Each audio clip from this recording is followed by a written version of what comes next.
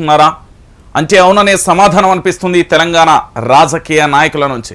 Right, ఇక వార్తల్లోకి వెళ్దాం. ఉద్యమకారులారా మీ అందరికీ కూడా శుభోదయం. ఇక పూర్తి స్థాయిలో ఈరోజు ప్రధాన బ్యానర్ ఐటెం ఇదే. ఎందుకంటే కేసీఆర్కు జగన్ పరామర్శ. గురువారం బీఆర్ఎస్ అధినేత కేసీఆర్ను పరామర్శిస్తున్న ఏపీ సీఎం జగన్మోహన్ రెడ్డి అంటూ కూడా ప్రధాన అంశానికి సంబంధించి కూడా హైలైట్ చేసింది. యోగక్షేమాలు తెలుసుకున్న ఏపీ ముఖ్యమంత్రి భేటీలో ఇరువురి మధ్య రాజకీయాలపైన చర్చ. జగన్ కు బీఆర్ఎస్ నేతల సాదర స్వాగతం అంటూ కూడా చెప్పిన పరిస్థితి కనబడింది. బీఆర్ఎస్ అధినేత మాజీ సీఎం కె చంద్రశేఖరరావును ఏపీ ముఖ్యమంత్రి వైఎస్ జగన్మోహన్ రెడ్డి పరామర్శించారు. గురువారం ప్రత్యేక విమానంలో విజయవాడ నుంచి బేగంపేట ఎయిర్పోర్ట్ కు చేరుకున్న ఆయనకు మాజీ మంత్రి వేముల ప్రశాంత్ రెడ్డి, ఎమ్మెల్యే పల్లా రాజేశ్వర్ రెడ్డి స్వాగతం పలికారు. అక్కడి నుంచి నేరుగా బంజారాహిల్స్ నందినగర్ లోని కేసీఆర్ నివాసానికి చేరుకున్నారు. ఇంటి వద్ద జగన్ కు బీఆర్ఎస్ వర్కింగ్ ప్రెసిడెంట్ కేటీఆర్, మాజీ మంత్రులు మహమ్మద్ అలీ, తలసాని శ్రీనివాస్ యాదవ్, ఎంపీ సంతోష్ కుమార్ సహా పలువురు సీనియర్ నాయకులు స్వాగతం పలికారు. కేసీఆర్ కు పుష్పగుచ్చం నుంచి శాల్వా అందించిన జగన్ బీఆర్ఎస్ అధినేత ఆరోగ్యం గురించి వాకప్ చేశారు. త్వరగా కోలుకోవాలని ఆకాంక్షించారు. అనంతరం ఇరువురి మధ్య సమకాలీన రాజకీయ అంశాలు చర్చకు వచ్చినట్లుగా సమాచారం. ఏపీలో అసెంబ్లీ ఎన్నికల నేపథ్యంలో రాజకీయ పరిస్థితులు, జాతీయ రాజకీయ అంశాలకు చర్చకు వచ్చినట్లుగా తెలుస్తుంది. సీఎం జగన్ వెంట వైసీపీ లోక్సభ పక్ష నేత మిథున్ రెడ్డి, ఎమ్మెల్యే చెవిరెడ్డి భాస్కర్ రెడ్డి, ఎమ్మెల్సీ రఘురాం ఉన్నారు అంటూ కూడా ప్రధాన అంశానికి సంబంధించి కూడా హైలైట్ చేసిన పరిస్థితి అయితే కనబడుతుంది. మొత్తానికి ఏం జరిగింది నిన్న అంటే పూర్తి స్థాయిలో కాంగ్రెస్ పార్టీకి సంబంధించి కంగారులో పడ్డారు అంటూ కూడా చెప్పడంలో ఎలాంటి డౌటు లేదు. ఒకసారి చూడొచ్చు మీరు పూర్తి స్థాయిలో కూడా. AP CM YS Jaganmohan Reddy, Telangana మాజీ ముఖ్యమంత్రి కేసీఆర్. ఎందుకు అంటే ఏం జరిగింది అనేది ఒకసారి మనం చూడాలి. అయితే మీ అందరికీ తెలిసిన విషయమే, కొత్తగా చెప్పాల్సిన అవసరం లేదు. ఒకరు ఉద్యమం నుంచి వచ్చిన నాయకుడు అయితే మరొకరు వాళ్ళ నాన్న తదనంతరం కూడా తన రాజకీయ పగ్గాలను ఓదార్పు యాత్రతోని పూర్తి స్థాయిలో ఆంధ్రప్రదేశ్లో కలియదిరి పోరాటం చేసి సక్సెస్ అయిన వ్యక్తి. ఆ పూర్తి స్థాయిలో ఇద్దరి రాజకీయాలకు సంబంధించి ఇక్కడ తెలంగాణలో అధికారాన్ని కోల్పోవడాన్ని కేసీఆర్కి సంబంధించి కాస్త ఊహించని పరిణామమే అంటూ బీఆర్ఎస్ పార్టీకి సంబంధించిన నేతలు అనేక సార్లు కూడా చెప్పిన పరిస్థితి చూసాం. అయితే ఏపీ సీఎం జగన్మోహన్ రెడ్డి ఆంధ్రప్రదేశ్లో ఈసారి గట్టెక్కాలంటే పూర్తి స్థాయిలో కూడా సీట్ల మార్పిడి అనేది కూడా కొనసాగుతున్న పరిస్థితి మీ అందరికీ తెలిసిన విషయమే. చాలా మంది ఎమ్మెల్యేలను కూడా మారుస్తున్న పరిస్థితి, ప్రజలలో తీవ్రమైన వ్యతిరేకత, అసహనం ఎవరెవరి పైన ఉందో వాళ్ళందరినీ కూడా మొహమాటం లేకుండా కూడా కొత్త వారిని నియమిస్తున్న పరిస్థితి మనందరం చూసాం. సో ఇక్కడ జరుగుతున్న పరిస్థితి ఏంది అంటే తెలంగాణ రాష్ట్ర ముఖ్యమంత్రిగా కేసీఆర్ కావడానికి ఏపీ సీఎం జగన్ సహాయం చేయవచ్చు అనేది కూడా ఒక గుసగుస వినబడుతుంది. అది ఎంతవరకు నిజమో అనేది రానున్న రోజులలో తెలుస్తుంది అంటూ కూడా చెప్పిన పరిస్థితి కనబడుతుంది. సో మొత్తానికి మెంబర్ ఆఫ్ పార్లమెంట్ ఎలక్షన్లకు సంబంధించి ఒక రెండు అంశాలు తెర మీదకి వచ్చాయి. కాంగ్రెస్ అంటే కేంద్రంలో పూర్తి స్థాయిలో కాంగ్రెస్ అధికారంలోకి వస్తే ఎలా ఉంటుంది, అధికారానికి సంబంధించి వస్తే ఏం చేద్దాం, లేదా బీజేపీ అధికారంలోకి వస్తే ఎలా ఉండబోతుంది, లేదా ఇతరులు అంటే కూటమికి సంబంధించి ఏదైనా మ్యాజిక్ ఫిగర్ తక్కువ పడితే ఏ విధంగా మనం వ్యవహరించవచ్చు అనే మూడు అంశాలు ప్రధానంగా కూడా చర్చ మీదకి వచ్చినట్లుగా తెలుస్తుంది. అయితే కేంద్రంలో అధికారంలోకి కాంగ్రెస్ వస్తే మాత్రం తన చెల్లి ఎవరు వైఎస్ షర్మిలకు సంబంధించి తెలంగాణ ఆంధ్రప్రదేశ్ పగ్గాలనైతే చేపట్టింది. తెలంగాణ నుంచి కాస్త రాజకీయాన్ని ఆంధ్రప్రదేశ్ వైపు అయితే డైవర్ట్ అయిపోయిన పరిస్థితి కనబడింది. సో ఆంధ్రప్రదేశ్లో ఈసారి పూర్తి స్థాయిలో కూడా వైఎస్ జగన్మోహన్ రెడ్డి చంద్రబాబుకు మధ్య తారాస్థాయిగా చేరే అవకాశం ఉంటుంది. ఓ పక్కన జనసేన టీడీపీకి మద్దతు ఇస్తే మరోలా ఉండే అవకాశాలు ఉంటాయంటూ కూడా రాజకీయ విశ్లేషకులు అయితే చెప్తున్న పరిస్థితి కనబడుతుంది. సో దానితో పాటుగా ఇటు సెంట్రల్లో భారతీయ జనతా పార్టీ పూర్తి మెజారిటీతో వస్తే ఓకే, రాని ఏడల పూర్తిగా కూడా ఇటు ఆంధ్రప్రదేశ్ తెలంగాణకు సంబంధించి పార్లమెంట్ ఎన్నికలలో వ్యూహరచన చేసి సక్సెస్ సాధించాలి అనేది ఇద్దరు నేతల మధ్య జరిగిన ఒక చర్చగా అభివర్ణించారు. ఇక దానితో పాటుగా ఒకవేళ పూర్తి మెజార్టీ రాని ఎడల అంటే కూటమిగా ఏర్పడి ఈ రెండు పార్టీలు అంటే ఇటు వైఎస్ఆర్సీపీ కానీ తెలంగాణ బీఆర్ఎస్ పార్టీకి సంబంధించిన ఎంపీలు సెంట్రల్లో కీలకంగా వహించగలిగితే మరోలా ఉంటుంది అంటూ కూడా చర్చకు వచ్చిన పరిస్థితి కనబడుతుంది. అయితే దీంట్లో ప్రధానంగా ఏపీ సీఎం జగన్మోహన్ రెడ్డి నిన్న రాకతోని కాస్త కాంగ్రెస్ పార్టీలో కంగారు పుట్టింది అని చెప్పడంలో ఎలాంటి డౌటు లేదు. ఎందుకంటే వైఎస్ జగన్ కు సంబంధించి మీ అందరికీ తెలిసిన విషయమే, తెలంగాణలో చాలా మంది నేతలు కూడా జగన్ కు గౌరవిస్తారు. చాలా మంది నేతలు జగన్ తో వ్యాపార లావాదేవీలలో కాంట్రాక్టులు కూడా చేస్తున్న పరిస్థితి కనబడింది. ఓ మంత్రికి సంబంధించి ఏకంగా కూడా ఆ మంత్రి దగ్గర దాదాపుగా 18 మంది ఎమ్మెల్యేలు ఉన్నట్లుగా సమాచారం, ఆయనతో కలుపుకొని మొత్తం 19 అంటే సుమారుగా 20 మంది ఉన్నట్లుగా సమాచారం అయితే అందుతుంది. ఆ మంత్రికి సంబంధించి రేవంత్ రెడ్డి పూర్తి స్థాయిలో కూడా తనకు ఏ విధంగా అంటే ఒక ప్రాధాన్యతనైతే ఇస్తున్నారు. తరచూ కూడా తనకి ఏం కావాలి అంటూ కూడా అన్ని రకాలుగా కూడా సమకూర్చే పనిలో ఉన్నారు అంటూ కూడా తెలంగాణ ప్రజలైతే చెవులు కొరుకుంటున్న పరిస్థితి కనబడుతుంది. సో ఇలాంటి పరిస్థితులలో ఆంధ్రప్రదేశ్ రాజకీయాలతో పాటుగా తెలంగాణ రాజకీయాలు పార్లమెంట్ ఎన్నికల తర్వాత పూర్తి స్థాయిలో మారబోతాయా, పార్లమెంట్ ఎన్నికల తర్వాత ఎలా ఉండబోతాయి అనేది కూడా మనమైతే వేచి చూడాలి. ఇక దానికి తోడు తెలంగాణ రాష్ట్ర రాజకీయాలకు సంబంధించి చాలా క్లారిటీగా కూడా గుర్తుపెట్టుకొని ఏంది అంటే జగన్మోహన్ రెడ్డికి సహాయం చేసినప్పుడు మళ్ళీ ఈసారి కేసీఆర్కు సంబంధించి తన అనుచర భేటీ కానీ గతంలో కూడా గెలిచిన తర్వాత కూడా అంటే కాంగ్రెస్ పార్టీ గెలిచి 64 స్థానాలలో ఒక స్పష్టమైన ఆధిక్యాన్ని కొనసాగించిన తర్వాత కూడా 39 స్థానాలలో ఉన్నప్పుడు కూడా ఇటు హరీష్ రావు కానీ లేకపోతే కేటీఆర్ కానీ పూర్తి స్థాయిలో కూడా చేద్దామా అంటే లేదు అంటూ ఒక రాజకీయ హూందాతనాన్ని ప్రదర్శించిండు కేసీఆర్. అలాంటి చిల్లర మనలార పనులు మనం చేయొద్దు, ప్రజలకు వాళ్ళకి స్పష్టమైన మెజార్టీ ఇచ్చిను కాబట్టి ఖచ్చితంగా కూడా ప్రభుత్వానికి మనం సపోర్ట్ చేయాలి, సపోర్ట్ చేస్తూనే ఉంటామంటూ కూడా కేసీఆర్ ఆదేశాలతోని పూర్తిగా కూడా అందరూ కూడా వెనకడుగు వేసిన పరిస్థితి కనబడింది. సో పూర్తి స్థాయిలో కూడా ఇద్దరు సీఎం, ఒకరు మాజీ సీఎం మరొకరు సీఎంలకు సంబంధించి భేటీ అనేది ఇక్కడ ఆ కేసీఆర్ పరామర్శించడంతో పాటుగా రాజకీయ పరిస్థితుల మీద కూడా బాడీ వేడిగా ఆ చర్చ జరిగినట్లుగా తెలుస్తుంది. పూర్తిగా ఇటు ఆంధ్రప్రదేశ్ కు సంబంధించి మరొకసారి గట్టెక్కడానికి వ్యూహాలు ప్రతివ్యూహాలతో పాటు ఇటు తెలంగాణలో కేసీఆర్ మళ్ళొక్కసారి రావాలి అంటే పార్లమెంట్ ఎలక్షన్ల వరకు వేచి చూడాలి అనే ఒక ధోరణి అయితే కొనసాగుతుంది. ఇక కాంగ్రెస్ పార్టీ అనేది సముద్రం అందరికీ తెలిసిన విషయమే. ఆ సముద్రంలో ఎప్పుడైనా కల్లోల రావచ్చు, ఎప్పుడైనా సునామీ రావచ్చు, ఎప్పుడు ఏదైనా జరగవచ్చు. ఎందుకంటే పూర్తి స్థాయిలో నిన్న ఢిల్లీలో జరిగిన భేటీలో కూడా చాలా కీలక అంశాలు కూడా రావడం జరిగింది. రేవంత్ రెడ్డి మీద అటు కోమటిరెడ్డి వెంకటరెడ్డి ముందు అతిపెద్ద సవాలే ఉంచిన పరిస్థితిగా కనబడుతుందట. ఏంటి అంటే ఎట్టి పరిస్థితులలో పార్లమెంట్ ఎన్నికలకు సంబంధించి ఒక్క సీటును కోల్పోయినా దాదాపుగా 12 సీట్లకు టార్గెట్ ఇచ్చినట్లుగా సమాచారం అయితే అందుతుంది. దాంట్లో ఒక్క సీటును కోల్పోయినా కూడా మీకు అంటే కాంగ్రెస్ పార్టీలో సముచితమైన స్థానం ఉండదు అంటూ కూడా అల్టిమేట్ కూడా జారీ చేస్తున్నట్లుగా విశ్వసనీయ వర్గాల నుంచి అయితే సమాచారం అందుతుంది.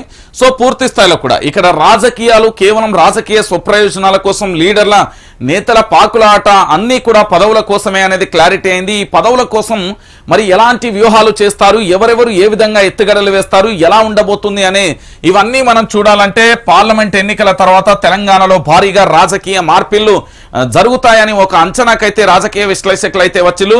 లేదు 5 సంవత్సరాల పాటు కొనసాగితే వీళ్ళు పూర్తి స్థాయిగా ఏంది అంటే ఒక పటిష్టమైన రాజకీయంగా అంటే రాజకీయ పార్టీలకు సంబంధించి కాంగ్రెస్ పార్టీ పటిష్టంగా అందరు ఎమ్మెల్యేలకు సంబంధించి మంత్రుల మధ్య సఖ్యతతో ముందుకు సాగుతుందా లేకపోతే మరొకరికి అవకాశం ఇస్తుందా అనేది కూడా మనం వేచి చూడాల్సిన పరిస్థితి కనబడుతుంది. సో మొత్తానికి ఆంధ్ర తెలంగాణ రాష్ట్ర మాజీ ముఖ్యమంత్రి ఒకరు, ప్రస్తుత ముఖ్యమంత్రి ఇంకొకరు వాళ్ళ యొక్క పరామర్శకు సంబంధించి అంటే భేటీకి సంబంధించి అయితే చాలా రాజకీయంగా వ్యూహాలు ప్రతి వ్యూహాలు అయితే జరిగినాయి అనేది ప్రధానంగా కూడా చర్చ కొనసాగుతుంది. మరి దీనికి సంబంధించి ఎలా ఉండబోతుంది, ఏం జరగబోతుంది తెలంగాణలో అనేది కూడా మనం కూడా వేచి చూడాలి. ఎందుకు అంటే ఇక్కడ రాష్ట్ర రాజకీయాలలో చాలా కీలకమైన అంశాలు కూడా చోటు చేసుకుంటాయి. ఎందుకంటే ఇప్పటికే జగన్మోహన్ రెడ్డికి సంబంధించి నవరత్నాల పథకాలతో ఆంధ్రప్రదేశ్కు వెళ్ళినా లేకపోతే కేసీఆర్ గతంలో ఇచ్చిన మేనిఫెస్టోతో ఓడిపోయినా ఇక్కడ ఒకటే అంశం వచ్చింది, కేసీఆర్ పైన గెలుస్తాడు, ఇక్కడ మా ఎమ్మెల్యే ఓడిపోతే తప్పేంటి అనే విధంగా ప్రజలు ఓటు వేయడం కానీ దాని ద్వారా ప్రముఖంగా కూడా ఎమ్మెల్యేలు అనేది భారీగా కూడా చాలా మంది గెలుస్తామనుకున్న ఎమ్మెల్యేలు కూడా చిత్తుచిత్తుగా ఓడిపోవడం కాస్త కేసీఆర్కు జీర్ణించుకోలేకపోయిన అంశం కావచ్చు. ఇక దానితో పాటుగా ఇంకొక అంశం ఏంటంటే ఇటు వైఎస్ జగన్మోహన్ రెడ్డి కూడా చాలా మంది ఎమ్మెల్యేల మార్పులు చేర్పులు అయితే చేస్తున్న పరిస్థితి అయితే కనబడుతుంది. సో మొత్తానికి తెలంగాణ ఆంధ్ర రాజకీయాలు ఎట్లుంటే ఏమైతాయి అనేది కూడా మనం వేచి చూడాల్సిన పరిస్థితి అయితే కనబడుతుంది. సో మొత్తానికి ఇది కేసీఆర్కు సంబంధించి జగన్ పరామర్శకు సంబంధించిన అంశం. సో భేటీలో మాత్రం ఇరువురి మధ్య రాజకీయాలపైన అయితే ప్రధానంగా కూడా చర్చ అయితే కొనసాగింది. ఈ చర్చకు సంబంధించి ఎలా ఉండబోతుంది ఏం కథ అనేది కూడా మనం వేచి చూడాలి. ఇక దానితో పాటుగా మరొక ప్రధానమైన అంశం మీ అందరికీ తెలిసిందే, ఎంపీ ఎలక్షన్లో పార్లమెంట్ ఎలక్షన్లో గనక 17 స్థానాలలో మినిమం వీళ్ళు గెలవాల్సిన స్థానాలు 12 పైన గెలిస్తే తెలంగాణలో PRS పార్టీకి అంటూ ఒక ప్రత్యేకమైన ఆ గుర్తింపు ఏ విధంగా ఉందో అలాగేనే ప్రజలలో ఒక నమ్మకంతోని ఒక సమాలోచనతోని ముందుకు సాగే ప్రయత్నం ఉంటుంది. లేదు అనుకుంటే పూర్తి స్థాయిలో ఈ పార్టీకి పార్లమెంట్ ఎన్నికలలో గనక ఏదైనా ఇబ్బందులు అనుకోని రాని పరిస్థితులలో ఓటమికి గనక గురి అయితే గులాబీకి చాలా గొడ్డలు పెట్టు లాంటిదే అని చెప్పవచ్చు. ఎందుకు నేను ఈ అంశాన్ని చెప్తున్నానంటే ఇప్పటికే అసెంబ్లీ ఎన్నికలలో ఓడిపోయింది. అసెంబ్లీ ఎన్నికలలో ఓటమికి గెలుపుకు గల కారణాలను కూడా దాదాపు 7 గంటల పాటు విశ్లేషణ చేసేలు. ఇప్పుడు పార్లమెంట్ ఎన్నికలలో కూడా పూర్తి స్థాయిలో గ్రామీణ ప్రాంతాలలో మేము ఇక్కడ కేసీఆర్ లేకపోయినా పర్వాలేదు, పైన మోడీ గెలిస్తే సరిపోతుంది అనే నినాదం వచ్చినా బీఆర్ఎస్ కు ప్రమాదమే. లేదు రాష్ట్రంలో కాంగ్రెస్ పార్టీ ఉంది, కేంద్రంలో రాహుల్ గాంధీ ప్రధానమంత్రి అవుతారన్న అలాంటి అంశం ప్రజల్లోకి వెళ్ళినా ప్రమాదమే. బీఆర్ఎస్ పార్టీ గనక ఈసారి పార్లమెంట్ ఎన్నికలలో గెలవకపోయినా లేకపోతే ఏదైనా ఇబ్బంది తలెత్తుతే జీవన్ మరణ సమస్య పార్టీ కార్యకర్తలకు ఏర్పడుతుంది. గుర్తుపెట్టుకొని ఎందుకు నేను ఈ విషయాన్ని చెప్తున్నానంటే ఇది ఒక ఏంది అంటే మహాయజ్ఞం అనుకోవచ్చు. పార్లమెంట్ ఎన్నికలకు సంబంధించి ఒక యుద్ధమే అనుకోవచ్చు. దీంట్లో ప్రతి ఒక్కరూ కూడా బీఆర్ఎస్ పార్టీ గెలుపు కోసం పని చేయాలంటూ కూడా గతంలో కేటీఆర్ చెప్పిండు, హరీష్ రావు చెప్పిండు. సో పార్లమెంట్ ఎన్నికలు అనేది ఇప్పుడు పూర్తి స్థాయిలో కూడా ఇక ఫైనల్స్ అన్నట్టు. ఎందుకంటే సెమీఫైనల్కి సంబంధించి రాష్ట్రానికి సంబంధించి ఓటమి పాలైపోయారు. ఇప్పుడు పార్లమెంట్ ఎన్నికలలో గనక గెలిస్తే ఖచ్చితంగా కూడా రేపు జరగబోయే పరిస్థితులు ఏ విధంగా ఉంటాయి అనేది కూడా మనం వేచి చూడాల్సిన పరిస్థితి అయితే కనబడుతుంది. సో మొత్తానికి గ్రామ స్థాయి నుండి కూడా పూర్తి స్థాయిలో రాష్ట్ర స్థాయి దాకా కమిటీల నిర్మాణం కానీ, దాంతోపాటు పార్లమెంటు నియోజకవర్గాల సమీక్షలు ముగిసిన తర్వాత కార్యాచరణ కానీ ఇతరత్ర కానీ అన్నింటికీ సంబంధించి ఒకే అంశం చర్చ మీదకి వస్తున్న పరిస్థితి కనబడుతుంది. ఇక దీంతో పాటుగా పార్లమెంట్ ఎన్నికలలో గెలిస్తే మాత్రం గంగుల కమలాకర్ చెప్పిన మాటలైతే నిజమైతే. ఎందుకు నేను ఈ విషయాన్ని చెప్తున్నానంటే ఇక చూడండి, మేము గెలిస్తే కాంగ్రెస్ కథమే, ఆ పార్టీలో ఒక్కరు మీలరు, ఒక్కరిని మీరు తీసుకెళ్తే 10 మంది మాపై వస్తారు బీఆర్ఎస్ నేత గంగుల అంటూ కూడా చెప్పిన పరిస్థితి. పార్లమెంట్ ఎన్నికలలో పూర్తి స్థాయిలో గనక వీళ్ళు గనక ఫోకస్ పెట్టి అన్ని స్థానాలలో కనుక బీఆర్ఎస్ఏ గెలిస్తే మళ్ళొక్కసారి రాష్ట్రంలో ముఖ్యమంత్రి కేసీఆర్ అయినా కూడా ఆశ్చర్యం లేదు అంటూ కూడా ప్రముఖులు చెప్తున్న పరిస్థితి అయితే కనబడుతుంది. మరి నిజంగా అలాంటి పరిస్థితి చోటు చేసుకుంటారా లేదా అనేది కూడా మనం వేచి చూడాల్సిన పరిస్థితి కనబడుతుంది. ఎందుకు నేను ఈ విషయాన్ని చెప్తున్నానంటే ఊరూరు గులాబీ దళం ఏంది అంటే మన పూర్తి స్థాయిలో నిన్న కేటీఆర్ కూడా చెప్పిండు, బలం దళం గలం పూర్తి స్థాయిలో పార్లమెంట్లో ఉండాలి. పార్లమెంట్లో లేకపోతే మాత్రం మనం చాలా ఊహించిన పరిణామాలు అయితే ఎదుర్కోవాల్సి వస్తుంది అంటూ కూడా చెప్పిన పరిస్థితి. మీరు ఒకసారి ఆలోచించండి, భారతీయ జనతా పార్టీకి సంబంధించిన కేంద్ర మంత్రి కిషన్ రెడ్డిగా తెలంగాణకు ప్రాతినిధ్యం వహించినా లేకపోతే కాంగ్రెస్ పార్టీకి సంబంధించిన మరెవరు నేతలు అయినా కూడా పెద్దగా మనం ఆశించిన స్థాయిలో ఫలితాలు వస్తాయి అనుకోవడం కాస్త క్వశ్చన్ మార్కే. కానీ బీఆర్ఎస్ పార్టీకి సంబంధించి పూర్తి స్థాయిలో పార్లమెంట్ ఎన్నికల్లో ఎట్టి పరిస్థితులలో కూడా అందరూ నేతలను గనక వీళ్ళు గెలిపించుకుంటే అక్కడ మనం పోరాటం చేయగలిగి మన నిధులను మనం తెచ్చుకోగలుగుతాం, ఇక్కడ పోరాటం చేసి మన నిధులను మనం తెచ్చుకోగలుగుతాం. ఒకవేళ బీజేపీ ప్రభుత్వానికి గనక సంకీర్ణమైన ప్రభుత్వం వచ్చినప్పుడు మన అవసరం అనేది ఉంటే మన ప్రతిపాదనలు ముందు పెట్టి ఖచ్చితంగా కూడా మన తెలంగాణ అభివృద్ధికి తోడ్పడుతుంది అనే విషయాన్ని కూడా గుర్తుపెట్టుకోరు. సో గులాబీ దళానికి సంబంధించి ప్రతి ఒక్కరికి కూడా వాళ్ళ కార్యకర్తలకు ఒకటే దిశానిర్దేశం. మీరు గనక ఈసారి పార్లమెంట్ ఎన్నికలలో కాస్త నిర్లక్ష్యంగా ఉన్నారు అంటే ఆదమర్చి నిద్రపోతే అంతే సంగతి. ఇక భవిష్యత్తులో ఊహించని పరిణామాలను మీరందరూ కూడా ఎదుర్కోవాల్సిన పరిస్థితి ఏర్పడుతుంది. ఏం జరుగుతుంది ఏం కథ అనే ఏంది ప్రశ్నకు కూడా సమాధానం దొరకదు. ఇక మీ ఇష్టం, గులాబీ బాస్ అధినేతకు మీరు గిఫ్ట్ ఇస్తారా లేకపోతే కేటీఆర్ కు హరీష్ రావుకు బహుమతి ఇస్తారా, ఏం చేస్తారు అనేది మీ ఇష్టం. గులాబీ దళపతికి సంబంధించి పార్లమెంట్ ఎన్నికలలో తెలంగాణ ప్రజలకి ఇప్పుడిప్పుడే 420 హామీలన్నీ కూడా పూర్తి స్థాయిలో మోసపూరిత హామీలు కానీ ఇప్పటికే మేము పూర్తి స్థాయిలో ఏంది కాంగ్రెస్ ప్రభుత్వం మార్పు అంటూ తెచ్చుకొని మేము అనేక రకాలుగా నష్టపోతున్నాం అనుకున్న ప్రతి ఒక్కరు కూడా మరి పార్లమెంట్ ఎన్నికలలో గులాబీ దళాన్ని గెలిపిస్తే పరిస్థితులు మారతాయంటూ కూడా రాజకీయ విశ్లేషకులు ఒక అంచనాకైతే వచ్చిన పరిస్థితి అయితే కనబడుతుంది. ఇక ఏం జరుగుతుంది ఏం కథ అనేది కూడా మనం కూడా వేచి చూద్దాం. ఇక ఉమెన్ సేఫ్టీ హైదరాబాద్ మహిళా భద్రతలో దేశంలోని టాప్ 5 నగరాలలో ఒకటి. భాగ్యనగరం జీవనంపై 87.5% మంది సంతృప్తి. Top cities for women's in India survey లో వెల్లడి అంటూ కూడా చూడొచ్చు. 10 ఏళ్ల కేసీఆర్ పాలనలో శాంతి భద్రతల ఫలితం ఇది. శాంతి భద్రతలలో హైదరాబాద్ మరోసారి అని తేటతెల్లమైంది. అతివలకు అత్యంత భద్రతా గైరిగా భాగ్యనగరమేనని మరోసారి స్పష్టమైంది. 10 ఏళ్ల కేసీఆర్ ప్రభుత్వ పాలనలో శాంతి భద్రతలకు ప్రడవిల్లిన హైదరాబాద్ ఇక దేశంలోనే టాప్ 5 మహిళా సురక్షా నగరాలలో ఒకటిగా నిలిచింది. 87.5% మంది నగర జీవనంపై సంతృప్తిని వ్యక్తం చేస్తున్నట్లుగా డిఈఐ సొల్యూషన్ సంస్థ అవతార్ వెల్లడించింది అంటూ కూడా ప్రధాన అంశానికి సంబంధించి కూడా హైలైట్ చేసింది. సో మొత్తానికి ఉమెన్ సేఫ్టీ హైదరాబాద్ అంటూ కూడా ప్రధాన అంశానికి సంబంధించి కూడా హైలైట్ చేసింది. హైదరాబాద్లో కేసీఆర్ పరిపాలనలో పూర్తి స్థాయిలో గతంకి అంటే 2014కి ఇప్పుడు పోల్చి చూస్తే పూర్తి స్థాయిలో కూడా హైదరాబాద్ సేఫ్టీ సిటీ అంటూ కూడా చూస్తున్న పరిస్థితి అయితే కనబడుతుంది. ఇక దానికి సంబంధించి కూడా మనం చూస్తున్న పరిస్థితి కనబడుతుంది. ఇక దాంతో పాటుగా ఇది చూడండి అన్న, కాస్త మీకు బాధ అనిపిస్తుందేమో. ఢిల్లీలో కేంద్ర జలశక్తి మంత్రి గజేంద్ర సింగ్ షెకావత్ ను వినతి పత్రం అందజేస్తున్న సీఎం రేవంత్, మంత్రి ఉత్తమ్ అంటూ కూడా చూడొచ్చు. జాతీయ హోదా ఇవ్వలేం, పాలమూరు రంగారెడ్డి ప్రాజెక్టులపై తేల్చి చెప్పిన కేంద్రం, కానీ ఇతరత్ర 60% నిధులు ఇస్తాం. సీఎం రేవంత్ రెడ్డికి స్పష్టం చేసిన కేంద్రం, అదనంగా ఐపీఎస్లను కేటాయించండి, విభజన సమస్యలను పరిష్కరించండి, హైదరాబాద్ మెట్రో 2వ దశకు సవరించిన ప్రతిపాదనలు ఆమోదించండి. కేంద్రానికి రేవంత్ విజ్ఞప్తి. అమిత్ షా, గజేంద్ర సింగ్, హర్దీప్ సింగ్ పురులతో భేటీ. వెంట ఉత్తమ్ కుమార్ రెడ్డి కూడా నేడు యూపీఎస్సీ కార్యాలయం సందర్శన అంచు కూడా ప్రధాన అంశానికి సంబంధించి కూడా హైలైట్ చేసిన పరిస్థితి కనబడుతుంది. ఒక్కసారి వీళ్ళ ముఖాలు చూడరు. ఈయన పేరు ఉత్తమ్ కుమార్ రెడ్డి, ఈయన పేరు రాష్ట్ర ముఖ్యమంత్రి రేవంత్ రెడ్డి, ఈయన కేంద్ర మంత్రి. ఏం జరుగుతుంది తెలంగాణలో అంటే మీరు ఒకసారి ఆలోచించుర్రి.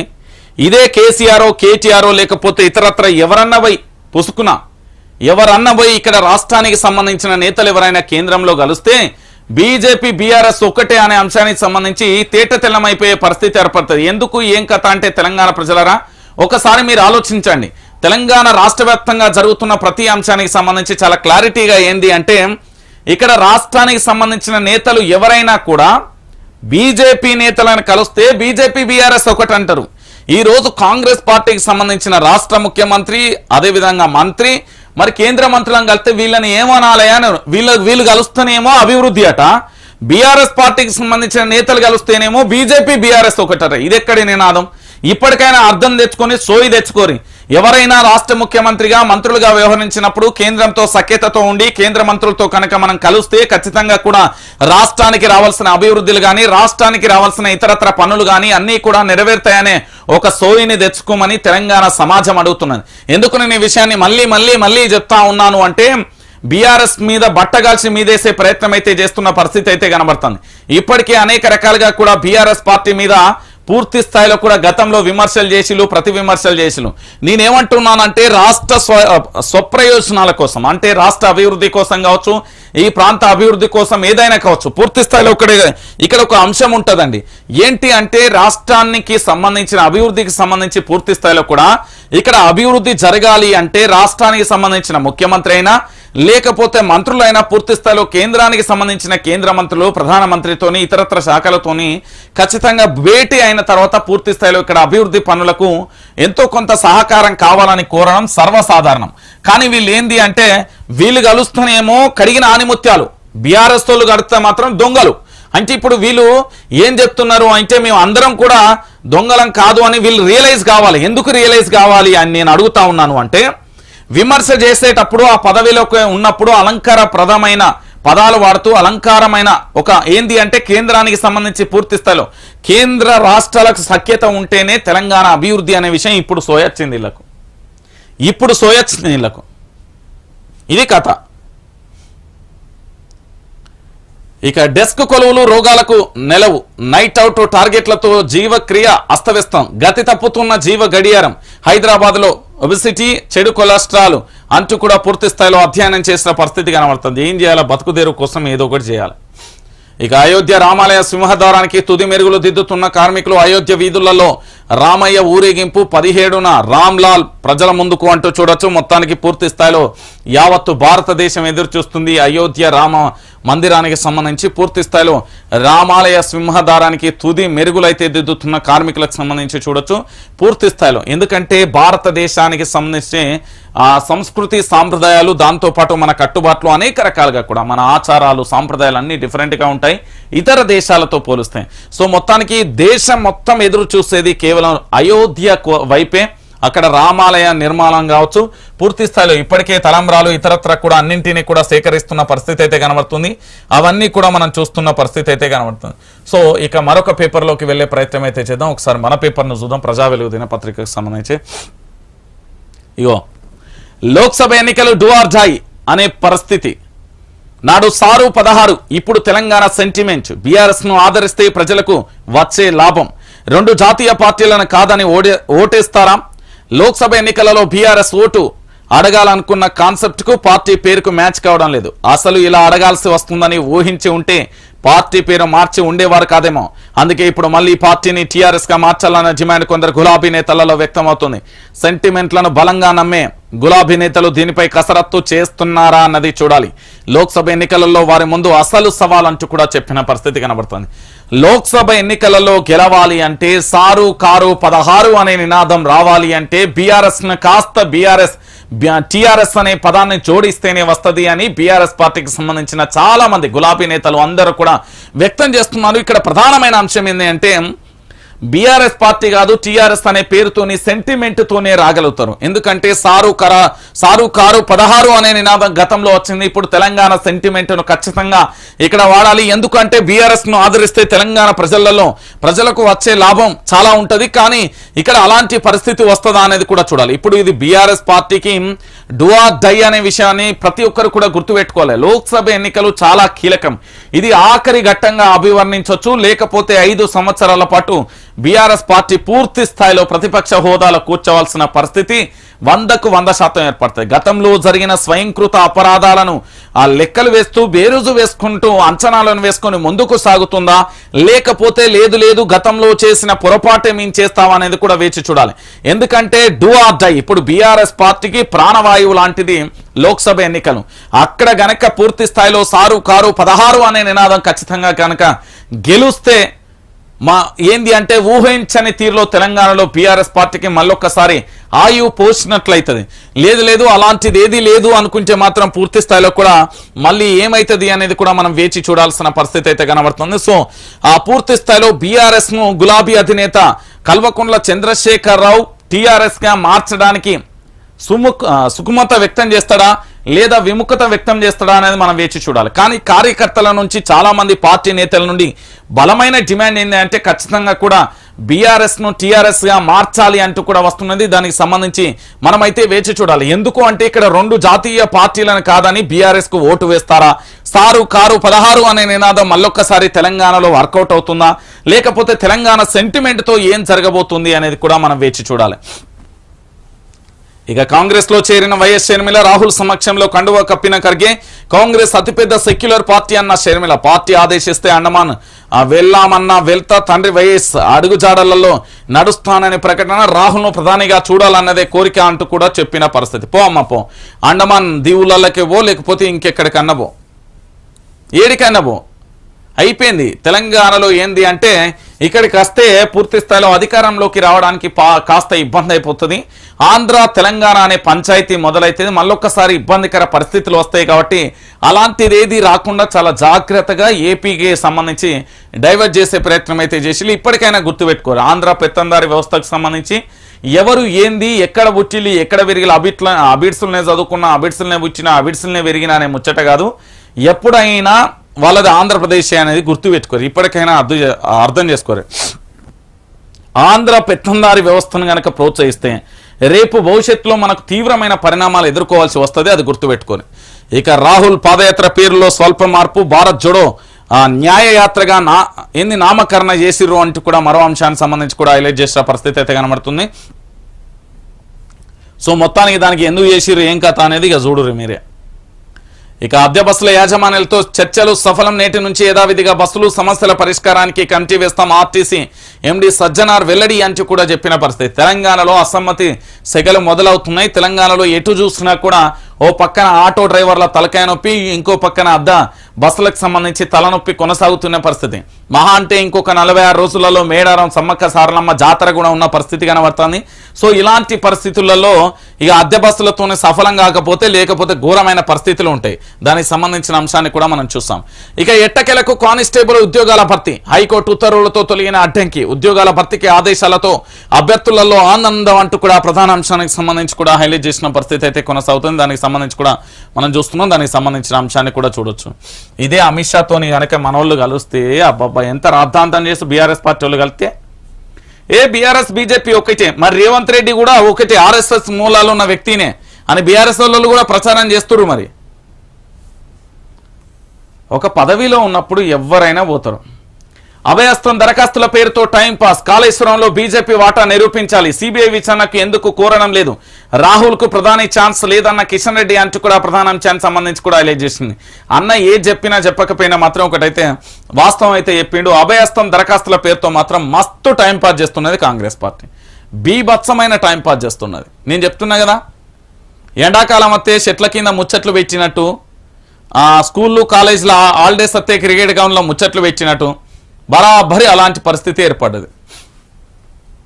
చూడు మస్తు టైంపాస్ చేస్తున్నది.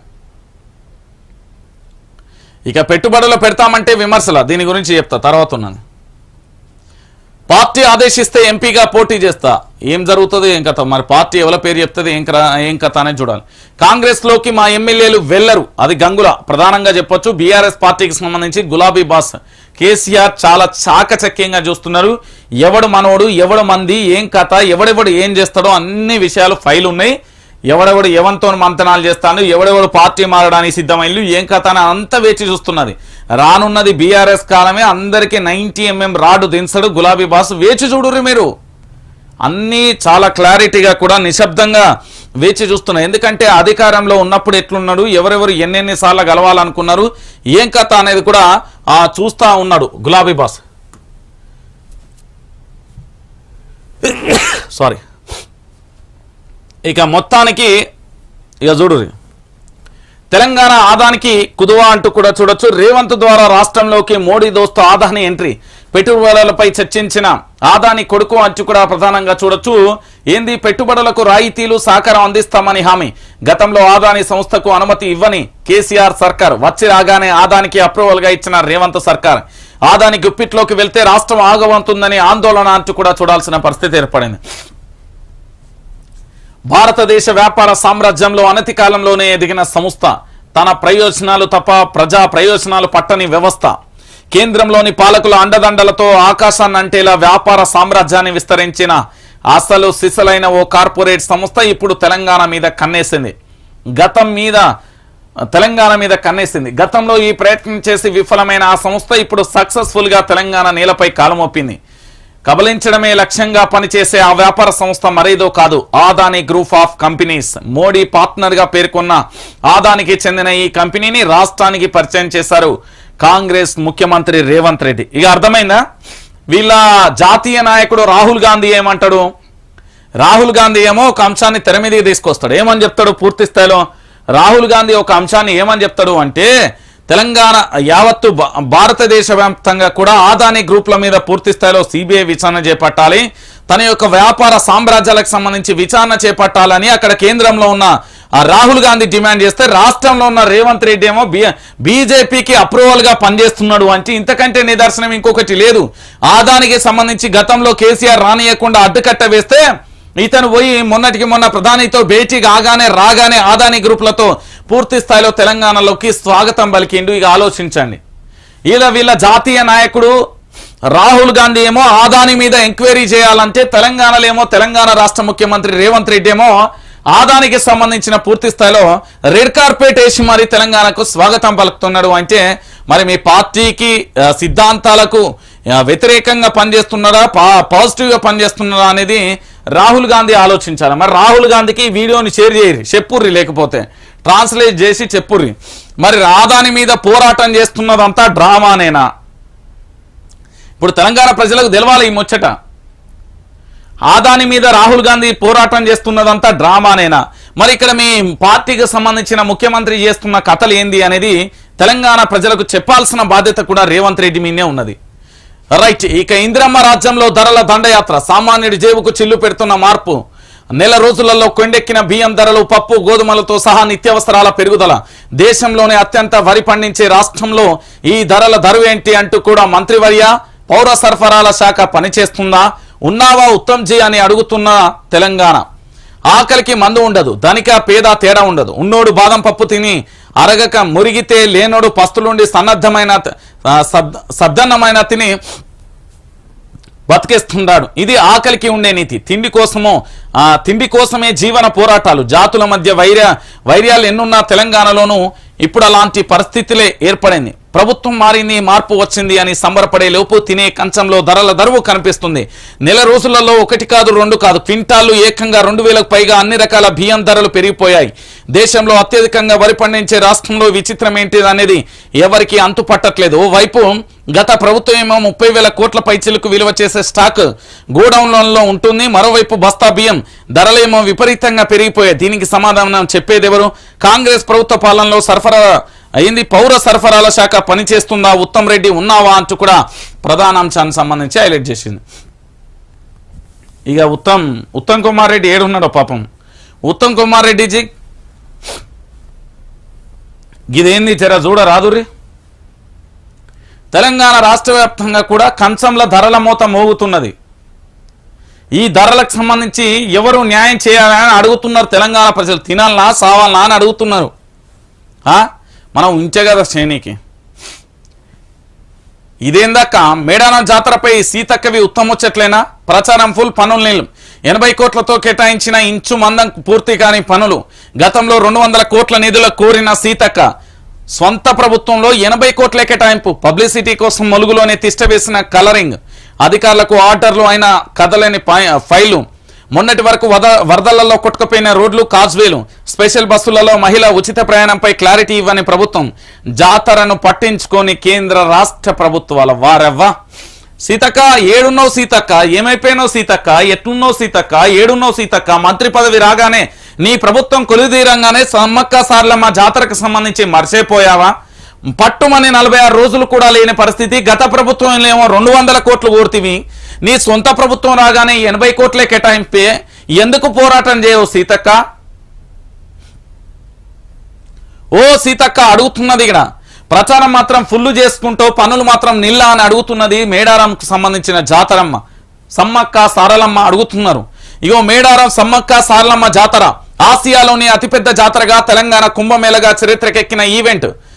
2 ఏళ్లకోసారి వచ్చే వన జాతరకు సుమారు 6 రాష్ట్రాల నుంచి 1.5 కోటి నుంచి 2 కోట్ల మంది భక్తులు మేడారం జాతరకు వస్తుంటారు. ఆదివాసుల కొంగు బంగారంగా కొలిచే వేడుకకు దేశం నలుమూలల నుంచి ఆదివాసీ గిరిజనులు పెద్ద ఎత్తున తరలి వస్తుంటారు. ఈసారి భక్తుల రద్దీ మరింత పెరిగే అవకాశం ఉంది. కానీ భక్తుల రద్దీకి తగ్గ ఏర్పాట్లు చేయడంలో సర్కార్ ఫెయిల్ అయింది. వచ్చే నెల 21 నుంచి 24 మధ్య మేడారం కుంభమేళా జరగనుంది. ఇప్పటికే అమ్మవార్లకు మొక్కులు చెల్లించుకునేందుకు మేడారం బాట పట్టారు. స్వరాష్ట్రంలో మేడారం జాతరను రాష్ట్ర పండుగ గుర్తించి పెద్ద ఎత్తున అభివృద్ధి కార్యక్రమాలు చేపట్టారు. అయితే మొన్నటి వరకు వరంగల్ వరదలలో మేడారం వెళ్లే దారులన్నీ కొట్టుకుపోయాయి. జంపన్నవాగు కాజ్వే సైతం కూలిపోయింది. దీంతో ఈసారి మరిన్ని నిధులు అవసరమవుతాయని ప్రతిపాదనలు రాష్ట్ర ప్రభుత్వానికి అందాయి. కానీ కొత్త సర్కారు మాత్రం అరకొర నిధులతో మాత్రమే మమ అనిపించుకునేందుకు సిద్ధమైంది అంటూ కూడా చూస్తున్న పరిస్థితి కనబడుతుంది. ఏంది అంటే ఒక్కసారి మీరే ఆలోచించండి. సీతక్క హల్చల్ ఆదివాసీ గిరిజన పండుగకు సంబంధించి అతిపెద్ద పండుగగా మేడారం జాతర. ఆదివాసీ ముద్దుబిడ్డగా సీతక్కకు పేరు. గతంలో మేడారం జాతరపై కేసీఆర్ సర్కార్పై తీవ్ర విమర్శలు చేశారు ప్రస్తుత మంత్రి సీతక్క. ఆదివాసీ ముద్దుబిడ్డగా సీతక్కకు పేరు. గతంలో మేడారం జాతరపై కేసీఆర్ సర్కార్పై తీవ్ర విమర్శలు చేశారు ప్రస్తుత మంత్రి సీతక్క. గతంలో జరిగిన వన జాతరకు 200 కోట్లు కేటాయించమన్నారు ప్రస్తుత మంత్రి సీతక్క గారు. కేటాయించి శాశ్వత ప్రతిపాదక అభివృద్ధి కార్యక్రమాలు చేపట్టాలని డిమాండ్ చేశారు. అయితే ఇప్పుడు కొలువైన తమ సొంత ప్రభుత్వాన్ని మాత్రం మంత్రి నిలదీయడంలో వెనకాడుతున్నారు. ఎన్నికల కారణంగా ఇప్పటికే మొదలు కావాల్సిన కార్యక్రమాలన్నీ వాయిదా పడ్డాయి. యుద్ధ ప్రాతిపదికన పనులు చేపడితే తప్ప వచ్చే నెలలో జరగబోయే జాతరకు అన్ని సిద్ధం చేయడం కష్టం. కానీ అరకొర నిధులతో అన్ని డిపార్ట్మెంట్లు తీవ్ర ఇబ్బందులు పడుతున్నాయి. R&D, ITDA, ఫారెస్ట్లతో సహా అన్ని విభాగాలు సమన్వయం చేసుకుని పనిచేయాల్సిన తరుణంలో మంత్రి సీతక్క మాత్రం తీవ్ర స్వరంలో ఆదేశాలు ఇస్తూ కఠిన చర్యలు తీసుకుంటున్నామని హెచ్చరిస్తున్నారు. పెద్ద ఎత్తున నిధులు కేటాయిస్తే తప్ప పనులు పూర్తి చేయలేమని పరిస్థితి అధికారులది. దీంతో యంత్రాంగం తీవ్ర ఇబ్బందులు పడుతున్నట్లుగా తెలుస్తుంది. మరోవైపు కేంద్ర ప్రభుత్వం సైతం మేడారం జాతరకు చిల్లిగవ్వ ఇవ్వడం లేదు. దీంతో ఈసారి జాతర ఏర్పాట్లపై నీడలు కమ్ముకున్నాయి. నీడలు కమ్ముకున్న పరిస్థితి కనబడతానే. సీతక్క ములుగు జిల్లాకు సంబంధించి ఏంది అంటే పూర్తి స్థాయిలో ఒక పేరు ఉందండి. ఇగో ఇక్కడ చూడురి, ఆదివాసీ బిడ్డగా సీతక్కకు మంచి పేరున్నది. కరోనా సమయంలో వారు చాలా అద్భుతమైన సేవలు చేశారని యావత్తు తెలంగాణ సోషల్ మీడియా కూడా కోడైగోసింది. ఇది మీ అందరికీ తెలిసిన విషయమే. ఏ విధంగా అనంటే నాకు ఒక చిన్న మిత్రుడు ఒక సందేశాన్ని పంపించాడు. గతంలో కూడా నేను ఈ విషయాన్ని కూడా సీతక్క సహాయం చేయొచ్చు, నేను కాదు అనట్లేదు. కానీ ఆ విమర్శకు సీతక్క నుంచి ఇప్పటి వరకు కూడా సమాధానం రాలేదు. బీఆర్ఎస్ పార్టీకి సంబంధించి మరి సొంత ప్రభుత్వం ఏర్పడింది. సొంత ప్రభుత్వం అంటే ఆల్మోస్ట్ రేవంత్ రెడ్డి రాష్ట్ర ముఖ్యమంత్రిగా ఉన్న రేవంత్ రెడ్డి ఒకే తల్లి కడుపులో పుట్టకపోయినా కూడా సొంత అన్నగా భావిస్తున్నది సీతక్క. ఇది యావత్తు తెలంగాణ ప్రజలు కాంగ్రెస్ పార్టీ ప్రతి కార్యకర్తకు కూడా తెలుసు.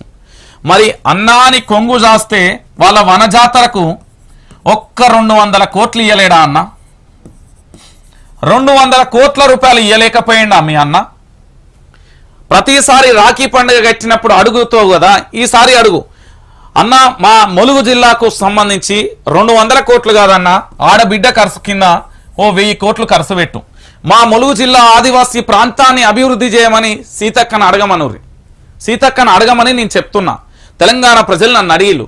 ఎందుకు అంటే ఒక తల్లి కడుపులో బిడ్డలో పుట్టకపోయినా కూడా అన్న చెల్లెల్లా కలిసి ఉంటారు కాబట్టి ప్రతి ఏడు రాఖీ కట్టుకుంటావు కదా. ఆడబిడ్డ బహుమతిగా మేడారం సమ్మక్క సారల జాతరకు ఓ 500 కోట్లు కేటాయించి శాశ్వత పరిష్కారం చేసుకో తల్లి. ఎందుకంటే మీ ప్రభుత్వం ఏర్పడింది. ఇక్కడ నువ్వు కేసీఆర్ని అడగాల్సిన అవసరం లేదు. కేసీఆర్ దగ్గర పోయి విమర్శలు చేయాల్సిన అవసరం లేదు. కేసీఆర్ను తిట్టాల్సిన అవసరం లేదు. స్వయానా నీ అన్న దగ్గర పోయి అన్న మా పండుగ వచ్చిందే, జర 500 కోట్లు కేటాయించి శాశ్వత పనులు చేయవే అని చెప్పు. 40 రోజులే ఉన్నది కదా చెల్లేకి, ఇప్పుడేం చేద్దామని మీ అన్న అంటాడు. అప్పుడు ఏంది అంటే ఇంకొక అంశం కూడా మీరు గుర్తుపెట్టుకోవాలి. కరోనా సమయంలో కేవలం ఎమ్మెల్యేలు చాలా మంది కూడా బయటికి రాని పరిస్థితి. అలాంటి పరిస్థితులలో చాలా మంది కూడా ఏంది రిజిస్టర్ తస్లిమా, ఆమె సబ్ రిజిస్టర్గా ఉన్నది.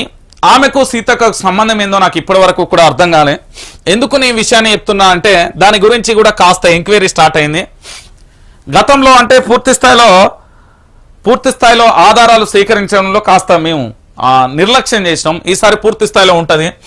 ఎందుకు అంటే ఒక చిన్న కథ చెప్తా. కథ చెప్పిన తర్వాత మీరే అర్థం చేసుకోండి. నాకు తెలిసిన ఒక ఎమ్మెల్యే ఉన్నాడు.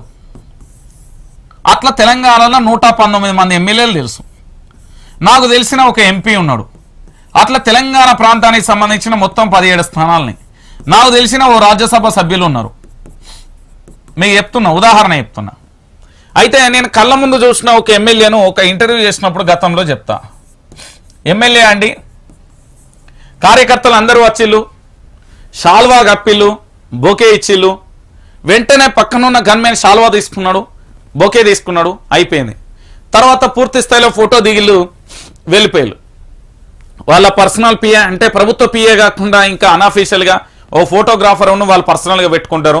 వాళ్ళు వీడియోలు ఫోటోలు తీసిళ్ళు ఇవన్నీ సోషల్ మీడియాలో పెట్టుకున్నారు. వాళ్ళ ఫేస్బుక్ కానీ యూట్యూబ్లలో పెట్టుకున్నారు. మరి కరోనా సమయంలో ఎమ్మెల్యే మూటలు మోస్తూ వెళ్తా ఉంటే ఒక ప్రశ్న వచ్చింది, మరి గన్మెన్లు లేరా? మూటలు మోయ నేను అనట్లే, గన్మెన్లను పోలీస్ వ్యవస్థని ఇక్కడ కించపరచట్లే. ఏదైనా ఒక ఎమ్మెల్యే ముట్టుకుంటేనే లటక్న తీసుకుంటారు కదా, ఇక్కడ వాళ్ళు తీసుకోలేకపోయిలా. రెండోది,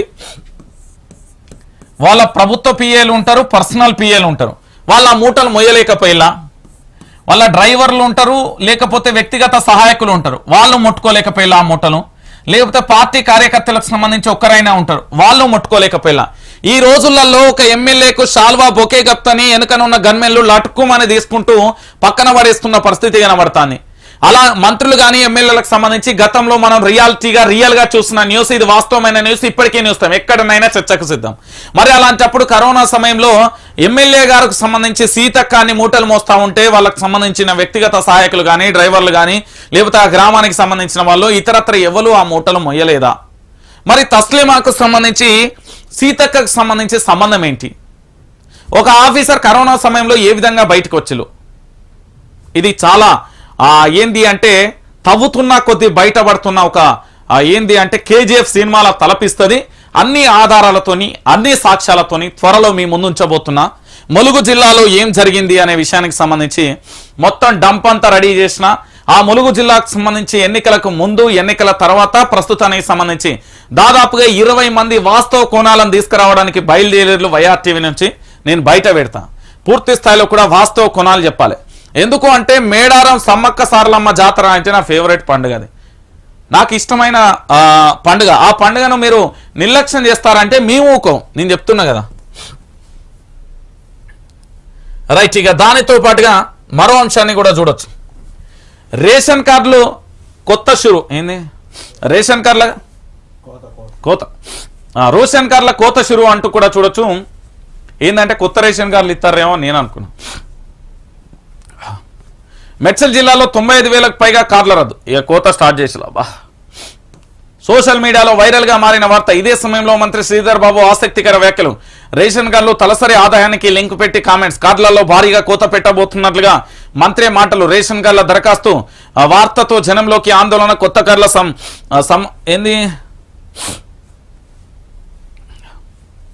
కొత్త కార్డుల సమయం వస్తుందనుకుంటే పీకేస్తున్నారని గందరగోళం. కొత్త కార్డుల జారీపై స్పష్టమైన ప్రకటన చేయని సర్కార్. నేను చెప్పలే ఏంది అంటే రేషన్ కార్డులు ఉన్న రేషన్ కార్డులను పీకేస్తారు, కొత్త రేషన్ కార్డులను ఇయ్యరు, ఇచ్చిన అరవకర ఇస్తారు. దాని తర్వాత 6 గ్యారెంటీలు అంటారు, ఆటకి ఎక్కిస్తారు, 90 mm రాడ్డు తీస్తారు. తర్వాత వీళ్ళందరూ ఏంది భజన చేద్దామా అంటూ కూడా రాష్ట్రానికి సంబంధించిన వాళ్ళందరూ కాంగ్రెస్ పార్టీలో భజన చేస్తారు. ఎందుకంటే వాళ్ళు ఇచ్చిందే మోసపూరితమైన హామీలు. వాళ్ళ వల్ల అయ్యేదేంది పోయేదేంది, అయిపోయాయి కదా, అయిపోయింది. ఇంకేముంటుంది చెప్పుడు తెలంగాణ ప్రజలరా? ఏముండదు. వీళ్ళ వల్ల ఏమన్నా అవుతుంది అనుకుంటే అది మీ పగటికల తప్ప అలా జరిగేది ఏది ఉండదు. కాంగ్రెస్ పార్టీ వల్ల తెలంగాణ ప్రజలకు ఏమన్నా లాభం జరుగుతుంది అంటే వాళ్ళ పార్టీ కార్యకర్తలకు జరుగుతుందేమో కానీ ప్రజలకైతే జరగదు. ఇది వాస్తవమైన విషయం, గుర్తుపెట్టుకోరు. ఆల్రెడీ కోత విధించుడైందా, రేషన్ కార్డులను కోత విధించుకుంటూ పోతే మరి ఏం చేయాలి అనేది తెలంగాణ ప్రజలు కూడా అడుగుతున్న పరిస్థితి కనబడుతుంది. ఇక మీరే ఆలోచించండి తెలంగాణ ప్రజలారా. రేషన్ కార్డులు కోత షురూ చేస్తే రేపు పొద్దుగాల భవిష్యత్తు పరిస్థితి ఏంది? ఉన్న రేషన్ కార్డులకే దిక్కు దివాన లేదురా నాయన అంటే కొత్త రేషన్ కార్డులు ఇచ్చుడు ఇంకా అసలే లేని పరిస్థితి. ఉన్న వాటిని కోత పెడతా అంటే ఇక ఎవడు ఊకోవాలి, ఏం కథ, ఏం లక్షణం? మీరే ఆలోచించండి తెలంగాణ ప్రజలారా. ఇప్పటికైనా ఒకటే మాట చెప్తున్నా, YRTV మీ వెంటే ఉంటుంది, మీకోసమే ఉంటుంది. YRTV న్యూస్ ఛానల్ ఖచ్చితంగా కూడా సబ్స్క్రైబ్ చేసుకోండి. తెలంగాణ ప్రాంత ప్రజలు అందరూ కూడా నేను అడుగుతా ఉన్నా, మీ అందరికీ కూడా నేను సహకారాన్ని కోరుతా ఉన్నా. రానున్న రోజులలో రాబోయే ప్రతి మీడియా సంస్థలో ఆల్రెడీ మన 2 ఛానళ్ళు బయటకు వచ్చినాయి. ఒకటి పబ్లిక్లోకి వెళ్ళింది, 10,000 సబ్స్క్రైబర్తోని రణరంగం చేస్తూ ఉన్నది. 9908572666 అనే నెంబర్కి ఫోన్పే గూగుల్ పే చేయండి, మీ సహకారాన్ని అందించండి. కొత్త ఛానల్ వచ్చింది, దాన్ని నేను చెప్పను, ఇంటర్వ్యూలతో అది నడుస్తుంది. మరో 2 ఛానళ్ళు కూడా దిగుతాయి. పూర్తి స్థాయిలో చెప్పిన అక్కడ సాహసం ఎట్లా చేస్తానో అట్లా చేస్తాయి. నేను చెప్తున్నా కదా, మీ సహకారం పక్కా. తెలంగాణ రాష్ట్ర ప్రభుత్వాన్ని మళ్ళొక్కసారి గద్దెనెక్కించే ప్రయత్నం నేను చేయబోతున్నా, గుర్తుపెట్టుకోరి. అవమానాలు అవహేళనలను అమ్ముడు వైరు ఎన్నన్నా రానిరి, నా తెలంగాణ గడ్డని కాపాడుకుంటా, గంతే ముచ్చట. పార్టీకి సంబంధించిన నేతలు పూర్తి స్థాయిలో డైలమాలో పడ్డ పరిస్థితి కనబడింది. ఎందుకంటే కాంగ్రెస్ పార్టీకి ఇది ఒక అగ్ని పరీక్ష అని చెప్పవచ్చు. పూర్తి స్థాయిలో వైఎస్ జగన్మోహన్ రెడ్డి గెలుపు కోసం గతంలో కేసీఆర్ ఏ విధంగా వ్యూహాలు చేశారో ఈ రోజు కేసీఆర్ మరొక్కసారి సీఎం పీఠం మీద కూర్చోబెట్టడానికి వైఎస్ జగన్మోహన్ రెడ్డి వ్యూహాలు చేస్తున్నారా అంటే అవుననే సమాధానం అనిపిస్తుంది తెలంగాణ రాజకీయ నాయకుల నుంచి. రైట్, ఇక వార్తల్లోకి వెళ్దాం. ఉద్యమకారులారా మీ అందరికీ కూడా శుభోదయం. ఇక పూర్తి స్థాయిలో ఈ రోజు ప్రధాన బ్యానర్ ఐటెం ఇదే. ఎందుకంటే కేసీఆర్ కు జగన్ పరామర్శ. గురువారం బీఆర్ఎస్ అధినేత కేసీఆర్ ను పరామర్శిస్తున్న ఏపీ సీఎం జగన్మోహన్ రెడ్డి అంటూ కూడా ప్రధాన అంశానికి సంబంధించి కూడా హైలైట్ చేసింది. యోగక్షేమాలు తెలుసుకున్న ఏపీ ముఖ్యమంత్రి, భేటీలో ఇరువురి మధ్య రాజకీయాలపైన చర్చ, జగన్ కు బీఆర్ఎస్ నేతల సాదర స్వాగతం అంటూ కూడా చెప్పిన పరిస్థితి కనబడింది. బీఆర్ఎస్ అధినేత మాజీ సీఎం కె చంద్రశేఖరరావును ఏపీ ముఖ్యమంత్రి వైఎస్ జగన్మోహన్ రెడ్డి పరామర్శించారు. గురువారం ప్రత్యేక విమానంలో విజయవాడ నుంచి బేగంపేట ఎయిర్పోర్ట్ కు చేరుకున్న ఆయనకు మాజీ మంత్రి వేముల ప్రశాంత్ రెడ్డి, ఎమ్మెల్యే పల్లా రాజేశ్వర్ రెడ్డి స్వాగతం పలికారు. అక్కడి నుంచి నేరుగా బంజారాహిల్స్ నందినగర్ లోని కేసీఆర్ నివాసానికి చేరుకున్నారు. ఇంటి వద్ద జగన్ కు బీఆర్ఎస్ వర్కింగ్ ప్రెసిడెంట్ కేటీఆర్, మాజీ మంత్రులు మహమ్మద్ అలీ, తలసాని శ్రీనివాస్ యాదవ్, ఎంపీ సంతోష్ కుమార్ సహా పలువురు సీనియర్ నాయకులు స్వాగతం పలికారు. కేసీఆర్ కు పుష్పగుచ్చం ఇచ్చి శాల్వా అందించిన జగన్ బీఆర్ఎస్ అధినేత ఆరోగ్యం గురించి వాకప్ చేశారు. త్వరగా కోలుకోవాలని ఆకాంక్షించారు. అనంతరం ఇరువురి మధ్య సమకాలీన రాజకీయ అంశాలు చర్చకు వచ్చినట్లుగా సమాచారం. ఏపీలో అసెంబ్లీ ఎన్నికల నేపథ్యంలో రాజకీయ పరిస్థితులు, జాతీయ రాజకీయ అంశాలకు చర్చకు వచ్చినట్లుగా తెలుస్తుంది. సీఎం జగన్ వెంట వైసీపీ లోక్సభ పక్ష నేత మిథున్ రెడ్డి, ఎమ్మెల్యే చెవిరెడ్డి భాస్కర్ రెడ్డి, ఎమ్మెల్సీ రఘురాం ఉన్నారు అంటూ కూడా ప్రధాన అంశానికి సంబంధించి కూడా హైలైట్ చేసిన పరిస్థితి అయితే కనబడుతుంది. మొత్తానికి ఏం జరిగింది నిన్న అంటే, పూర్తి స్థాయిలో కాంగ్రెస్ పార్టీకి సంబంధించి కంగారులో పడ్డారు అంటూ కూడా చెప్పడంలో ఎలాంటి డౌట్ లేదు. ఒకసారి చూడొచ్చు మీరు పూర్తి స్థాయిలో కూడా. AP CM YS Jaganmohan Reddy, Telangana మాజీ ముఖ్యమంత్రి కేసీఆర్. ఎందుకు అంటే ఏం జరిగింది అనేది ఒకసారి మనం చూడాలి. అయితే మీ అందరికీ తెలిసిన విషయమే, కొత్తగా చెప్పాల్సిన అవసరం లేదు. ఒకరు ఉద్యమం నుంచి వచ్చిన నాయకుడు అయితే మరొకరు వాళ్ళ నాన్న తదనంతరం కూడా తన రాజకీయ పగ్గాలను ఓదార్పు యాత్రతోని పూర్తి స్థాయిలో ఆంధ్రప్రదేశ్లో కలియదిరి పోరాటం చేసి సక్సెస్ అయిన వ్యక్తి. ఆ పూర్తి స్థాయిలో ఇద్దరి రాజకీయాలకు సంబంధించి ఇక్కడ తెలంగాణలో అధికారాన్ని కోల్పోవడాన్ని కేసీఆర్కి సంబంధించి కాస్త ఊహించని పరిణామమే అంటూ బీఆర్ఎస్ పార్టీకి సంబంధించిన నేతలు అనేక సార్లు కూడా చెప్పిన పరిస్థితి చూస్తాం.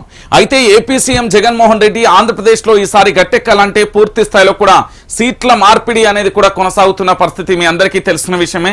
చాలా మంది ఎమ్మెల్యేలను కూడా మారుస్తున్న పరిస్థితి, ప్రజలలో తీవ్రమైన వ్యతిరేకత, అసహనం ఎవరెవరి పైన ఉందో వాళ్ళందరినీ కూడా మొహమాటం లేకుండా కూడా కొత్త వారిని నియమిస్తున్న పరిస్థితి మనందరం చూసాం. సో ఇక్కడ జరుగుతున్న పరిస్థితి ఏంది అంటే, తెలంగాణ రాష్ట్ర ముఖ్యమంత్రిగా కేసీఆర్ కావడానికి ఏపీ సీఎం జగన్ సహాయం చేయవచ్చు అనేది కూడా ఒక గుసగుస వినబడుతుంది. అది ఎంతవరకు నిజమో అనేది రానున్న రోజులలో తెలుస్తుంది అంటూ కూడా చెప్పిన పరిస్థితి కనబడుతుంది. సో మొత్తానికి మెంబర్ ఆఫ్ పార్లమెంట్ ఎలక్షన్లకు సంబంధించి ఒక రెండు అంశాలు తెర మీదకి వచ్చాయి.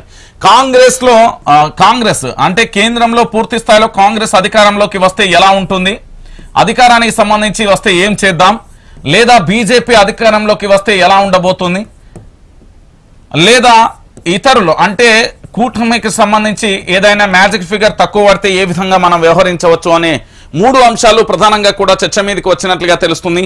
అయితే కేంద్రంలో అధికారంలోకి కాంగ్రెస్ వస్తే మాత్రం తన చెల్లి ఎవరు వైఎస్ షర్మిలకు సంబంధించి తెలంగాణ ఆంధ్రప్రదేశ్ పగ్గాలనైతే చేపట్టింది. తెలంగాణ నుంచి కాస్త రాజకీయాన్ని ఆంధ్రప్రదేశ్ వైపు అయితే డైవర్ట్ అయిపోయిన పరిస్థితి కనబడింది.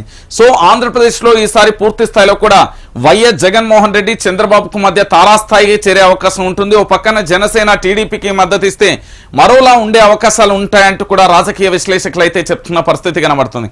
సో దానితో పాటుగా ఇటు సెంట్రల్లో భారతీయ జనతా పార్టీ పూర్తి మెజారిటీతో వస్తే ఓకే, రాని ఏడల పూర్తిగా కూడా ఇటు ఆంధ్రప్రదేశ్, తెలంగాణకు సంబంధించి పార్లమెంట్ ఎన్నికలలో వ్యూహరచన చేసి సక్సెస్ సాధించాలి అనేది ఇద్దరు నేతల మధ్య జరిగిన ఒక చర్చగా అభివర్ణించారు. ఇక దానితో పాటుగా ఒకవేళ పూర్తి మెజార్టీ రాని ఎడల అంటే కూటమిగా ఏర్పడి ఈ రెండు పార్టీలు అంటే ఇటు వైఎస్ఆర్సీపీ కానీ తెలంగాణ బీఆర్ఎస్ పార్టీకి సంబంధించిన ఎంపీలు సెంట్రల్లో కీలకంగా వహించగలిగితే మరోలా ఉంటుంది అంటూ కూడా చర్చకు వచ్చిన పరిస్థితి కనబడుతుంది.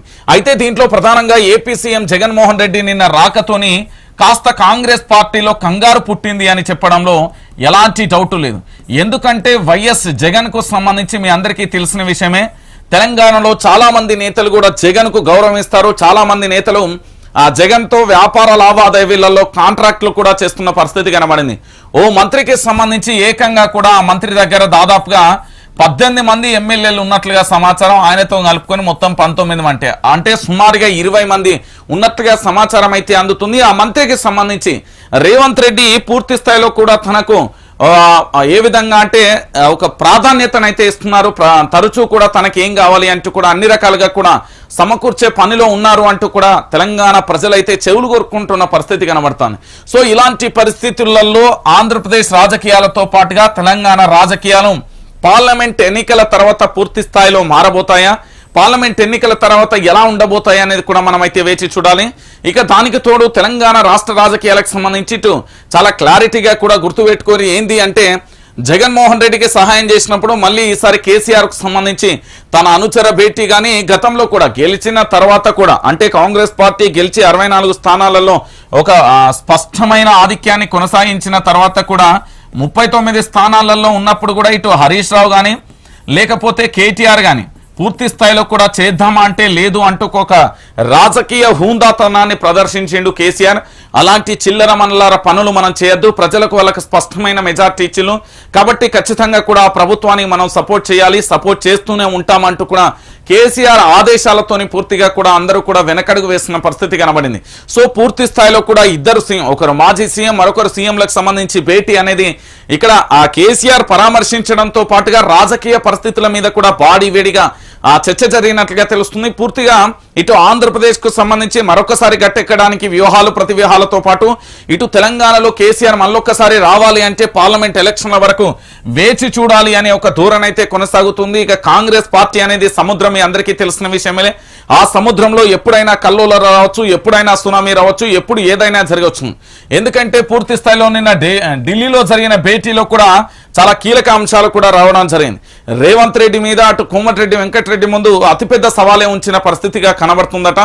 ఏంటి అంటే ఎట్టి పరిస్థితులలో పార్లమెంట్ ఎన్నికలకు సంబంధించి ఒక్క సీటును కోల్పోయినా దాదాపుగా 12 సీట్లకు టార్గెట్ ఇచ్చినట్లుగా సమాచారం అయితే అందుతుంది. దాంట్లో ఒక్క సీటును కోల్పోయినా కూడా మీకు అంటే కాంగ్రెస్ పార్టీలో సముచితమైన స్థానం ఉండదు అంటూ కూడా అల్టిమేట్ కూడా జారీ చేస్తున్నట్లుగా విశ్వసనీయ వర్గాల నుంచి అయితే సమాచారం అందుతుంది. సో పూర్తి స్థాయిలో కూడా ఇక్కడ రాజకీయాలు కేవలం రాజకీయ స్వప్రయోజనాల కోసం లీడర్ల నేతల పాకుల ఆట అన్నీ కూడా పదవుల కోసమే అనేది క్లారిటీ అయింది. ఈ పదవుల కోసం మరి ఎలాంటి వ్యూహాలు చేస్తారు, ఎవరెవరు ఏ విధంగా ఎత్తుగడలు వేస్తారు, ఎలా ఉండబోతుంది అనే ఇవన్నీ మనం చూడాలంటే పార్లమెంట్ ఎన్నికల తర్వాత తెలంగాణలో భారీగా రాజకీయ మార్పిళ్లు జరుగుతాయని ఒక అంచనాకైతే రాజకీయ విశ్లేషకులు అయితే వచ్చిళ్ళు. లేదు 5 సంవత్సరాల పాటు కొనసాగితే వీళ్ళు పూర్తి స్థాయిగా ఏంది అంటే ఒక పటిష్టమైన రాజకీయంగా అంటే రాజకీయ పార్టీలకు సంబంధించి కాంగ్రెస్ పార్టీ పటిష్టంగా అందరు ఎమ్మెల్యేలకు సంబంధించి మంత్రుల మధ్య సఖ్యతతో ముందుకు సాగుతుందా లేకపోతే మరొకరికి అవకాశం ఇస్తుందా అనేది కూడా మనం వేచి చూడాల్సిన పరిస్థితి కనబడుతుంది. సో మొత్తానికి ఆంధ్ర తెలంగాణ రాష్ట్ర మాజీ ముఖ్యమంత్రి ఒకరు, ప్రస్తుత ముఖ్యమంత్రి ఇంకొకరు వాళ్ళ యొక్క పరామర్శకు సంబంధించి అంటే భేటీకి సంబంధించి అయితే చాలా రాజకీయంగా వ్యూహాలు ప్రతి వ్యూహాలు అయితే జరిగినాయి అనేది ప్రధానంగా కూడా చర్చ కొనసాగుతుంది. మరి దీనికి సంబంధించి ఎలా ఉండబోతుంది, ఏం జరగబోతుంది తెలంగాణలో అనేది కూడా మనం కూడా వేచి చూడాలి. ఎందుకు అంటే ఇక్కడ రాష్ట్ర రాజకీయాలలో చాలా కీలకమైన అంశాలు కూడా చోటు చేసుకుంటాయి. ఎందుకంటే ఇప్పటికే జగన్మోహన్ రెడ్డికి సంబంధించి నవరత్నాల పథకాలతో ఆంధ్రప్రదేశ్కు వెళ్ళినా లేకపోతే కేసీఆర్ గతంలో ఇచ్చిన మేనిఫెస్టోతో ఓడిపోయినా ఇక్కడ ఒకటే అంశం వచ్చింది, కేసీఆర్ పైన గెలుస్తాడు, ఇక్కడ మా ఎమ్మెల్యే ఓడిపోతే తప్పేంటి అనే విధంగా ప్రజలు ఓటు వేయడం కానీ దాని ద్వారా ప్రముఖంగా కూడా ఎమ్మెల్యేలు అనేది భారీగా కూడా చాలా మంది గెలుస్తామనుకున్న ఎమ్మెల్యేలు కూడా చిత్తుచిత్తుగా ఓడిపోవడం కాస్త కేసీఆర్కు జీర్ణించుకోలేకపోయిన అంశం కావచ్చు. ఇక దానితో పాటుగా ఇంకొక అంశం ఏంటంటే ఇటు వైఎస్ జగన్మోహన్ రెడ్డి కూడా చాలా మంది ఎమ్మెల్యేల మార్పులు చేర్పులు అయితే చేస్తున్న పరిస్థితి అయితే కనబడుతుంది. సో మొత్తానికి తెలంగాణ ఆంధ్ర రాజకీయాలు ఎట్లుంటే ఏమైతాయి అనేది కూడా మనం వేచి చూడాల్సిన పరిస్థితి అయితే కనబడుతుంది. సో మొత్తానికి ఇది కేసీఆర్ కు సంబంధించి జగన్ పరామర్శకు సంబంధించిన అంశం. సో భేటీలో మాత్రం ఇరువురి మధ్య రాజకీయాలపైన అయితే ప్రధానంగా కూడా చర్చ అయితే కొనసాగింది. ఈ చర్చకు సంబంధించి ఎలా ఉండబోతుంది ఏం కథ అనేది కూడా మనం వేచి చూడాలి. ఇక దానితో పాటుగా మరొక ప్రధానమైన అంశం మీ అందరికీ తెలిసిందే, ఊరూరు గులాబీ దళం అంటూ కూడా చూడొచ్చు. మొత్తానికి సంస్థాగత నిర్మాణంపై బీఆర్ఎస్ దృష్టి, త్వరలో గ్రామ స్థాయి నుంచి రాష్ట్ర స్థాయి దాకా పార్టీల కమిటీలు నిర్మాణం, పార్లమెంట్ ఎన్నికల నియోజకవర్గాల సమీక్షలు ముగిసిన తర్వాత కార్యాచరణ, కరీంనగర్ లోక్సభ సెగ్మెంట్ కు సన్నాహక సమావేశంలో కేటీఆర్ సంకేతాలు. ఇక మేము గెలిస్తే కాంగ్రెస్ కథమే, ఆ పార్టీలో ఒక్కరు మిగిలరు, ఒకరిని మీరు తీసుకెళ్తే 10 మంది మాపై వస్తారు, బీఆర్ఎస్ నేత గంగుల అంటూ కూడా ప్రధాన అంశానికి సంబంధించి కూడా హైలైట్ చేసింది. సో కరీంనగర్ లోక్సభ నియోజకవర్గ బీఆర్ఎస్ సమావేశంలో కేటీఆర్ హరీష్ రావు సమాలోచనలు అంటూ కూడా మీరు చూస్తున్నారు. అయితే ఇక్కడ ఏం జరగబోతుంది అనేది తెలంగాణ ప్రజలందరూ కూడా గుర్తుపెట్టుకోవాలి. వాస్తవ కోణాలు ఏంది అంటే ఇది బీఆర్ఎస్ పార్టీకి ప్రధానంగా కూడా ఒక ఏంది అంటే జీవన్ మరణ సమస్య పార్టీకి సంబంధించి. ఎంపీ ఎలక్షన్లో పార్లమెంట్ ఎలక్షన్లో గనక 17 స్థానాలలో మినిమం వీళ్ళు గెలవాల్సిన స్థానాలు 12 పైన గెలిస్తే తెలంగాణలో బీఆర్ఎస్ పార్టీకి అంటూ ఒక ప్రత్యేకమైన గుర్తింపు ఏ విధంగా ఉందో అలాగేనే ప్రజలలో ఒక నమ్మకంతో ఒక సమాలోచనతో ముందుకు సాగే ప్రయత్నం ఉంటుంది. లేదు అనుకుంటే పూర్తి స్థాయిలో ఈ పార్టీకి పార్లమెంట్ ఎన్నికలలో గనక ఏదైనా ఇబ్బందులు అనుకోని రాని పరిస్థితులలో ఓటమికి గనక గురి అయితే గులాబీకి చాలా గొడ్డలు పెట్టు లాంటిదే అని చెప్పవచ్చు. ఎందుకు నేను ఈ అంశాన్ని చెప్తున్నానంటే ఇప్పటికే అసెంబ్లీ ఎన్నికలలో ఓడిపోయింది. అసెంబ్లీ ఎన్నికలలో ఓటమికి గెలుపుకు గల కారణాలను కూడా దాదాపు 7 గంటల పాటు విశ్లేషణ చేసేలు. ఇప్పుడు పార్లమెంట్ ఎన్నికలలో కూడా పూర్తి స్థాయిలో గ్రామీణ ప్రాంతాలలో మేము ఇక్కడ కేసీఆర్ లేకపోయినా పర్వాలేదు, పైన మోడీ గెలిస్తే సరిపోతుంది అనే నినాదం వచ్చినా బీఆర్ఎస్ కు ప్రమాదమే. లేదు రాష్ట్రంలో కాంగ్రెస్ పార్టీ ఉంది, కేంద్రంలో రాహుల్ గాంధీ ప్రధానమంత్రి అవుతారన్న అలాంటి అంశం ప్రజల్లోకి వెళ్ళినా ప్రమాదమే. బీఆర్ఎస్ పార్టీ గనక ఈసారి పార్లమెంట్ ఎన్నికలలో గెలవకపోయినా లేకపోతే ఏదైనా ఇబ్బంది తలెత్తుతే జీవన్ మరణ సమస్య పార్టీ కార్యకర్తలకు ఏర్పడుతుంది. గుర్తుపెట్టుకొని ఎందుకు నేను ఈ విషయాన్ని చెప్తున్నానంటే ఇది ఒక ఏంది అంటే మహాయజ్ఞం అనుకోవచ్చు. పార్లమెంట్ ఎన్నికలకు సంబంధించి ఒక యుద్ధమే అనుకోవచ్చు. దీంట్లో ప్రతి ఒక్కరూ కూడా బీఆర్ఎస్ పార్టీ గెలుపు కోసం పని చేయాలంటూ కూడా గతంలో కేటీఆర్ చెప్పిండు, హరీష్ రావు చెప్పిండు. సో పార్లమెంట్ ఎన్నికలు అనేది ఇప్పుడు పూర్తి స్థాయిలో కూడా ఇక ఫైనల్స్ అన్నట్టు. ఎందుకంటే సెమీఫైనల్కి సంబంధించి రాష్ట్రానికి సంబంధించి ఓటమి పాలైపోయారు. ఇప్పుడు పార్లమెంట్ ఎన్నికలలో గనక గెలిస్తే ఖచ్చితంగా కూడా రేపు జరగబోయే పరిస్థితులు ఏ విధంగా ఉంటాయి అనేది కూడా మనం వేచి చూడాల్సిన పరిస్థితి అయితే కనబడుతుంది. సో మొత్తానికి గ్రామ స్థాయి నుండి కూడా పూర్తి స్థాయిలో రాష్ట్ర స్థాయి దాకా కమిటీల నిర్మాణం కానీ దాంతోపాటు పార్లమెంట్ నియోజకవర్గాల సమీక్షలు ముగిసిన తర్వాత కార్యాచరణ కానీ ఇతరత్ర కానీ అన్నింటికీ సంబంధించి ఒకే అంశం చర్చ మీదకి వస్తున్న పరిస్థితి కనబడుతుంది. ఇక దీంతో పాటుగా పార్లమెంట్ ఎన్నికలలో గెలిస్తే మాత్రం గంగుల కమలాకర్ చెప్పిన మాటలైతే నిజమైతే. ఎందుకు నేను ఈ విషయాన్ని చెప్తున్నానంటే ఇక చూడండి, మేము గెలిస్తే కాంగ్రెస్ కథమే, ఆ పార్టీలో ఒక్కరు మీలరు, ఒక్కరిని మీరు తీసుకెళ్తే 10 మంది మాపై వస్తారు బీఆర్ఎస్ నేత గంగుల అంటూ కూడా చెప్పిన పరిస్థితి.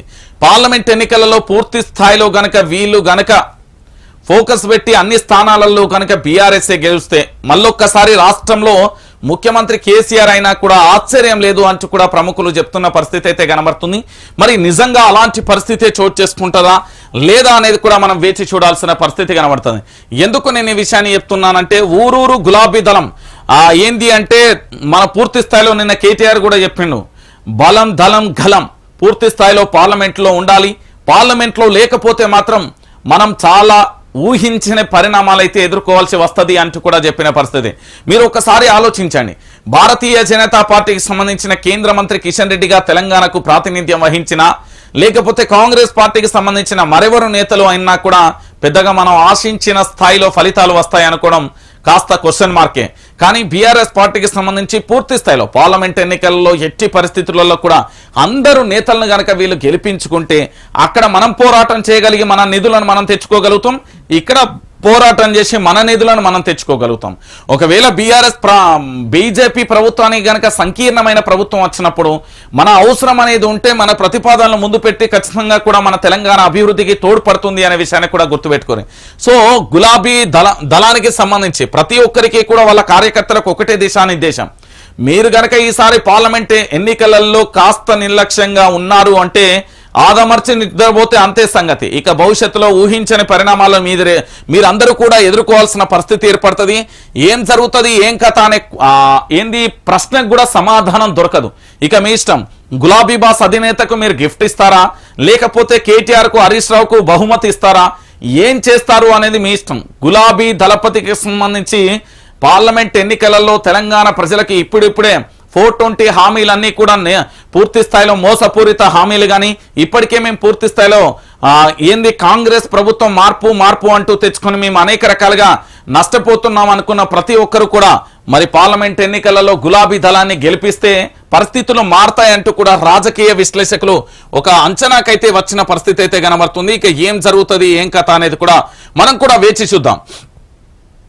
ఇక ఉమెన్ సేఫ్టీ హైదరాబాద్ మహిళా భద్రతలో దేశంలోని టాప్ 5 నగరాలలో ఒకటి. భాగ్యనగరం జీవనంపై 87.5% మంది సంతృప్తి. Top cities for women's in India survey లో వెల్లడి అంటూ కూడా చూడొచ్చు. 10 ఏళ్ల కేసీఆర్ పాలనలో శాంతి భద్రతల ఫలితం ఇది. శాంతి భద్రతలలో హైదరాబాద్ మరోసారి అని తేటతెల్లమైంది. అతివలకు అత్యంత భద్రతా గైరిగా భాగ్యనగరమేనని మరోసారి స్పష్టమైంది. 10 ఏళ్ల కేసీఆర్ ప్రభుత్వ పాలనలో శాంతి భద్రతలకు ప్రడవిల్లిన హైదరాబాద్ ఇక దేశంలోనే టాప్ 5 మహిళా సురక్షా నగరాలలో ఒకటిగా నిలిచింది. 87.5% మంది నగర జీవనంపై సంతృప్తిని వ్యక్తం చేస్తున్నట్లుగా డిఈఐ సొల్యూషన్ సంస్థ అవతార్ వెల్లడించింది అంటూ కూడా ప్రధాన అంశానికి సంబంధించి కూడా హైలైట్ చేసింది. సో మొత్తానికి ఉమెన్ సేఫ్టీ హైదరాబాద్ అంటూ కూడా ప్రధాన అంశానికి సంబంధించి కూడా హైలైట్ చేసింది. హైదరాబాద్లో కేసీఆర్ పరిపాలనలో పూర్తి స్థాయిలో గతంకి అంటే 2014కి ఇప్పుడు పోల్చి చూస్తే పూర్తి స్థాయిలో కూడా హైదరాబాద్ సేఫ్టీ సిటీ అంటూ కూడా చూస్తున్న పరిస్థితి అయితే కనబడుతుంది. ఇక దానికి సంబంధించి కూడా మనం చూస్తున్న పరిస్థితి కనబడుతుంది. ఇక దాంతో పాటుగా ఇది చూడండి అన్న, కాస్త మీకు బాధ అనిపిస్తుందేమో. ఢిల్లీలో కేంద్ర జలశక్తి మంత్రి గజేంద్ర సింగ్ షెకావత్ ను వినతి పత్రం అందజేస్తున్న సీఎం రేవంత్, మంత్రి ఉత్తమ్ అంటూ కూడా చూడొచ్చు. జాతీయ హోదా ఇవ్వలేం, పాలమూరు రంగారెడ్డి ప్రాజెక్టులపై తేల్చి చెప్పిన కేంద్రం.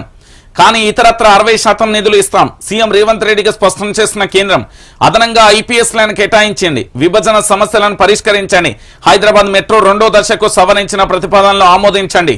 కేంద్రానికి రేవంత్ విజ్ఞప్తి. అమిత్ షా, గజేంద్ర సింగ్, హర్దీప్ సింగ్ పురులతో భేటీ. వెంట ఉత్తమ్ కుమార్ రెడ్డి కూడా నేడు యూపీఎస్సీ కార్యాలయం సందర్శన అంచు కూడా ప్రధాన అంశానికి సంబంధించి కూడా హైలైట్ చేసిన పరిస్థితి కనబడుతుంది. ఒక్కసారి వీళ్ళ మొఖాలు చూడరు. ఈయన పేరు ఉత్తమ్ కుమార్ రెడ్డి, ఈయన పేరు రాష్ట్ర ముఖ్యమంత్రి రేవంత్ రెడ్డి, ఈయన కేంద్ర మంత్రి. ఏం జరుగుతుంది తెలంగాణలో అంటే మీరు ఒకసారి ఆలోచించుర్రి. ఇదే కేసీఆర్ కేటీఆర్ లేకపోతే ఇతరత్ర ఎవరన్నా పోయి ఇక్కడ రాష్ట్రానికి సంబంధించిన నేతలు ఎవరైనా కేంద్రంలో కలిస్తే బీజేపీ బీఆర్ఎస్ ఒక్కటే అనే అంశానికి సంబంధించి తేటతెల్లమైపోయే పరిస్థితి ఏర్పడుతుంది. ఎందుకు ఏం కథ అంటే తెలంగాణ ప్రజలరా ఒకసారి మీరు ఆలోచించండి. తెలంగాణ రాష్ట్ర వ్యాప్తంగా జరుగుతున్న ప్రతి అంశానికి సంబంధించి చాలా క్లారిటీగా ఏంది అంటే ఇక్కడ రాష్ట్రానికి సంబంధించిన నేతలు ఎవరైనా కూడా బీజేపీ నేతలను కలిస్తే బీజేపీ బీఆర్ఎస్ ఒకటి అంటారు.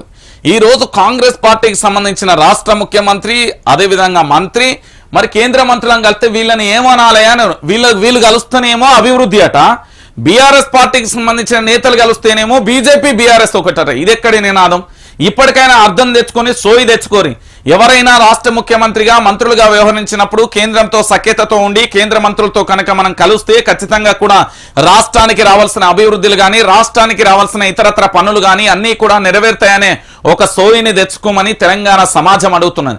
ఎందుకు నేను ఈ విషయాన్ని మళ్ళీ చెప్తా ఉన్నాను అంటే బీఆర్ఎస్ మీద బట్టగాల్చి మీదేసే ప్రయత్నం అయితే చేస్తున్న పరిస్థితి అయితే కనబడుతుంది. ఇప్పటికే అనేక రకాలుగా కూడా బీఆర్ఎస్ పార్టీ మీద పూర్తి స్థాయిలో కూడా గతంలో విమర్శలు చేసిలు, ప్రతి విమర్శలు చేసిలు. నేనేమంటున్నానంటే రాష్ట్ర స్వప్రయోజనాల కోసం అంటే రాష్ట్ర అభివృద్ధి కోసం కావచ్చు, ఈ ప్రాంత అభివృద్ధి కోసం ఏదైనా కావచ్చు, పూర్తి స్థాయిలో ఇక్కడ ఒక అంశం ఉంటుందండి. ఏంటి అంటే రాష్ట్రానికి సంబంధించిన అభివృద్ధికి సంబంధించి పూర్తి స్థాయిలో కూడా ఇక్కడ అభివృద్ధి జరగాలి అంటే రాష్ట్రానికి సంబంధించిన ముఖ్యమంత్రి అయినా లేకపోతే మంత్రులైనా పూర్తి స్థాయిలో కేంద్రానికి సంబంధించిన కేంద్ర మంత్రులు ప్రధానమంత్రితోని ఇతరత్ర శాఖలతోని ఖచ్చితంగా భేటీ అయిన తర్వాత పూర్తి స్థాయిలో ఇక్కడ అభివృద్ధి పనులకు ఎంతో కొంత సహకారం కావాలని కోరడం సర్వసాధారణం. కానీ వీళ్ళు ఏంది అంటే వీళ్ళు కలుస్తూనేమో కడిగిన ఆనిముత్యాలు, బీఆర్ఎస్ తోళ్ళు కడితే మాత్రం దొంగలు. అంటే ఇప్పుడు వీళ్ళు ఏం చెప్తున్నారు అంటే మేము అందరం కూడా దొంగలం కాదు అని వీళ్ళు రియలైజ్ కావాలి. ఎందుకు రియలైజ్ కావాలి అని నేను అడుగుతా ఉన్నాను అంటే విమర్శ చేసేటప్పుడు ఆ పదవిలోకి ఉన్నప్పుడు అలంకారప్రదమైన పదాలు వాడుతూ అలంకారమైన ఒక ఏంది అంటే కేంద్రానికి సంబంధించి పూర్తి స్థాయిలో కేంద్ర రాష్ట్రాలకు సఖ్యత ఉంటేనే తెలంగాణ అభివృద్ధి అనే విషయం ఇప్పుడు సోయొచ్చింది వీళ్ళకు. ఇది కథ. ఇక డెస్క్ కొలువులు రోగాలకు నెలవు, నైట్ అవుట్ టార్గెట్లతో జీవక్రియ అస్తవ్యస్తం, గతి తప్పుతున్న జీవ గడియారం. హైదరాబాద్ లో ఒబిసిటీ, చెడు కొలెస్ట్రాల్ అంటూ కూడా పూర్తి స్థాయిలో అధ్యయనం చేసిన పరిస్థితి కనబడుతుంది. ఏం చేయాలి? బతుకుదేరు కోసం ఏదో ఒకటి చేయాలి. ఇక అయోధ్య రామాలయ సింహద్వారానికి తుది మెరుగులు దిద్దుతున్న కార్మికులు. అయోధ్య వీధులలో రామయ్య ఊరేగింపు 17న రామ్లాల్ ప్రజల ముందుకు అంటూ చూడొచ్చు. మొత్తానికి పూర్తి స్థాయిలో యావత్తు భారతదేశం ఎదురు చూస్తుంది అయోధ్య రామ మందిరానికి సంబంధించి. పూర్తి స్థాయిలో రామాలయ సింహద్వారానికి తుది మెరుగులైతే దిద్దుతున్న కార్మికులకు సంబంధించి చూడొచ్చు పూర్తి స్థాయిలో. ఎందుకంటే భారతదేశానికి సంబంధించి సంస్కృతి సాంప్రదాయాలు, దాంతోపాటు మన కట్టుబాట్లు అనేక రకాలుగా కూడా మన ఆచారాలు సాంప్రదాయాలు అన్నీ డిఫరెంట్గా ఉంటాయి ఇతర దేశాలతో పోలిస్తే. సో మొత్తానికి దేశం మొత్తం ఎదురు చూసేది కేవలం అయోధ్య వైపే. అక్కడ రామాలయ నిర్మాణం కావచ్చు పూర్తి స్థాయిలో ఇప్పటికే తలంబ్రాలు ఇతరత్ర కూడా అన్నింటినీ కూడా సేకరిస్తున్న పరిస్థితి అయితే కనబడుతుంది. అవన్నీ కూడా మనం చూస్తున్న పరిస్థితి అయితే కనబడుతుంది. సో ఇక మరొక పేపర్లోకి వెళ్ళే ప్రయత్నం అయితే చేద్దాం. ఒకసారి మన పేపర్ను చూద్దాం. ప్రజా వెలుగు దినపత్రికకు సంబంధించి ఇగో లోక్సభ ఎన్నికలు డూ ఆర్ డై అనే పరిస్థితి. నాడు సారు 16, ఇప్పుడు తెలంగాణ సెంటిమెంట్. బీఆర్ఎస్ ను ఆదరిస్తే ప్రజలకు వచ్చే లాభం. 2 జాతీయ పార్టీలను కాదని ఓటేస్తారా? లోక్సభ ఎన్నికలలో బీఆర్ఎస్ ఓటు అడగాలనుకున్న కాన్సెప్ట్ కు పార్టీ పేరుకు మ్యాచ్ కావడం లేదు. అసలు ఇలా అడగాల్సి వస్తుందని ఊహించి ఉంటే పార్టీ పేరు మార్చి ఉండేవారు కాదేమో. అందుకే ఇప్పుడు మళ్ళీ పార్టీని టీఆర్ఎస్ గా మార్చాలన్న డిమాండ్ కొందరు గులాబీ నేతలలో వ్యక్తమవుతుంది. సెంటిమెంట్లను బలంగా నమ్మే గులాబీ నేతలు దీనిపై కసరత్తు చేస్తున్నారా అన్నది చూడాలి. లోక్సభ ఎన్నికలలో వారి ముందు అసలు సవాల్ అంటూ కూడా చెప్పిన పరిస్థితి కనబడుతుంది. లోక్సభ ఎన్నికలలో గెలవాలి అంటే సారు కారు 16 అనే నినాదం రావాలి అంటే బీఆర్ఎస్ ను కాస్త టీఆర్ఎస్ అనే పదాన్ని జోడిస్తేనే వస్తది అని బీఆర్ఎస్ పార్టీకి సంబంధించిన చాలా మంది గులాబీ నేతలు అందరూ కూడా వ్యక్తం చేస్తున్నారు. ఇక్కడ ప్రధానమైన అంశం ఏంటి అంటే బీఆర్ఎస్ పార్టీ కాదు టీఆర్ఎస్ అనే పేరుతోని సెంటిమెంట్ తోనే రాగలుగుతారు. ఎందుకంటే సారు కారు 16 అనే నినాదం గతంలో వచ్చింది. ఇప్పుడు తెలంగాణ సెంటిమెంట్ ను ఖచ్చితంగా ఇక్కడ వాడాలి. ఎందుకంటే బీఆర్ఎస్ ను ఆదరిస్తే తెలంగాణ ప్రజలకు వచ్చే లాభం చాలా ఉంటది. కానీ ఇక్కడ అలాంటి పరిస్థితి వస్తుందా అనేది కూడా చూడాలి. ఇప్పుడు ఇది బీఆర్ఎస్ పార్టీకి డూ ఆర్ డై అనే విషయాన్ని ప్రతి ఒక్కరు కూడా గుర్తుపెట్టుకోవాలి. లోక్సభ ఎన్నికలు చాలా కీలకం. ఇది ఆఖరి ఘట్టంగా అభివర్ణించవచ్చు. లేకపోతే 5 సంవత్సరాల పాటు బీఆర్ఎస్ పార్టీ పూర్తి స్థాయిలో ప్రతిపక్ష హోదాలో కూర్చోవలసిన పరిస్థితి 100% ఏర్పడుతుంది. గతంలో జరిగిన స్వయంకృత అపరాధాలను ఆ లెక్కలు వేస్తూ బేరుజు వేసుకుంటూ అంచనాలను వేసుకొని ముందుకు సాగుతుందా, లేకపోతే లేదు గతంలో చేసిన పొరపాటే మేము చేస్తామనేది కూడా వేచి చూడాలి. ఎందుకంటే డూ ఆర్ డై ఇప్పుడు బీఆర్ఎస్ పార్టీకి ప్రాణవాయువు లాంటిది లోక్సభ ఎన్నికలు.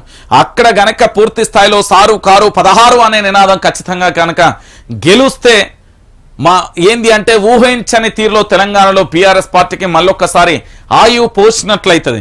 లేదు అలాంటిది ఏది లేదు అనుకుంటే మాత్రం పూర్తి స్థాయిలో కూడా మళ్ళీ ఏమైతుంది అనేది కూడా మనం వేచి చూడాల్సిన పరిస్థితి అయితే కనబడుతుంది. సో ఆ పూర్తి స్థాయిలో బీఆర్ఎస్ ను గులాబీ అధినేత కల్వకుంట్ల చంద్రశేఖరరావు టీఆర్ఎస్ గా మార్చడానికి సుకుమత వ్యక్తం చేస్తాడా లేదా విముఖత వ్యక్తం చేస్తాడా అనేది మనం వేచి చూడాలి. కానీ కార్యకర్తల నుంచి చాలా మంది పార్టీ నేతల నుండి బలమైన డిమాండ్ ఏంటి అంటే ఖచ్చితంగా కూడా బీఆర్ఎస్ ను టీఆర్ఎస్ గా మార్చాలి అంటూ కూడా వస్తున్నది. దానికి సంబంధించి మనమైతే వేచి చూడాలి. ఎందుకు అంటే ఇక్కడ 2 జాతీయ పార్టీలను కాదని బీఆర్ఎస్ కు ఓటు వేస్తారా?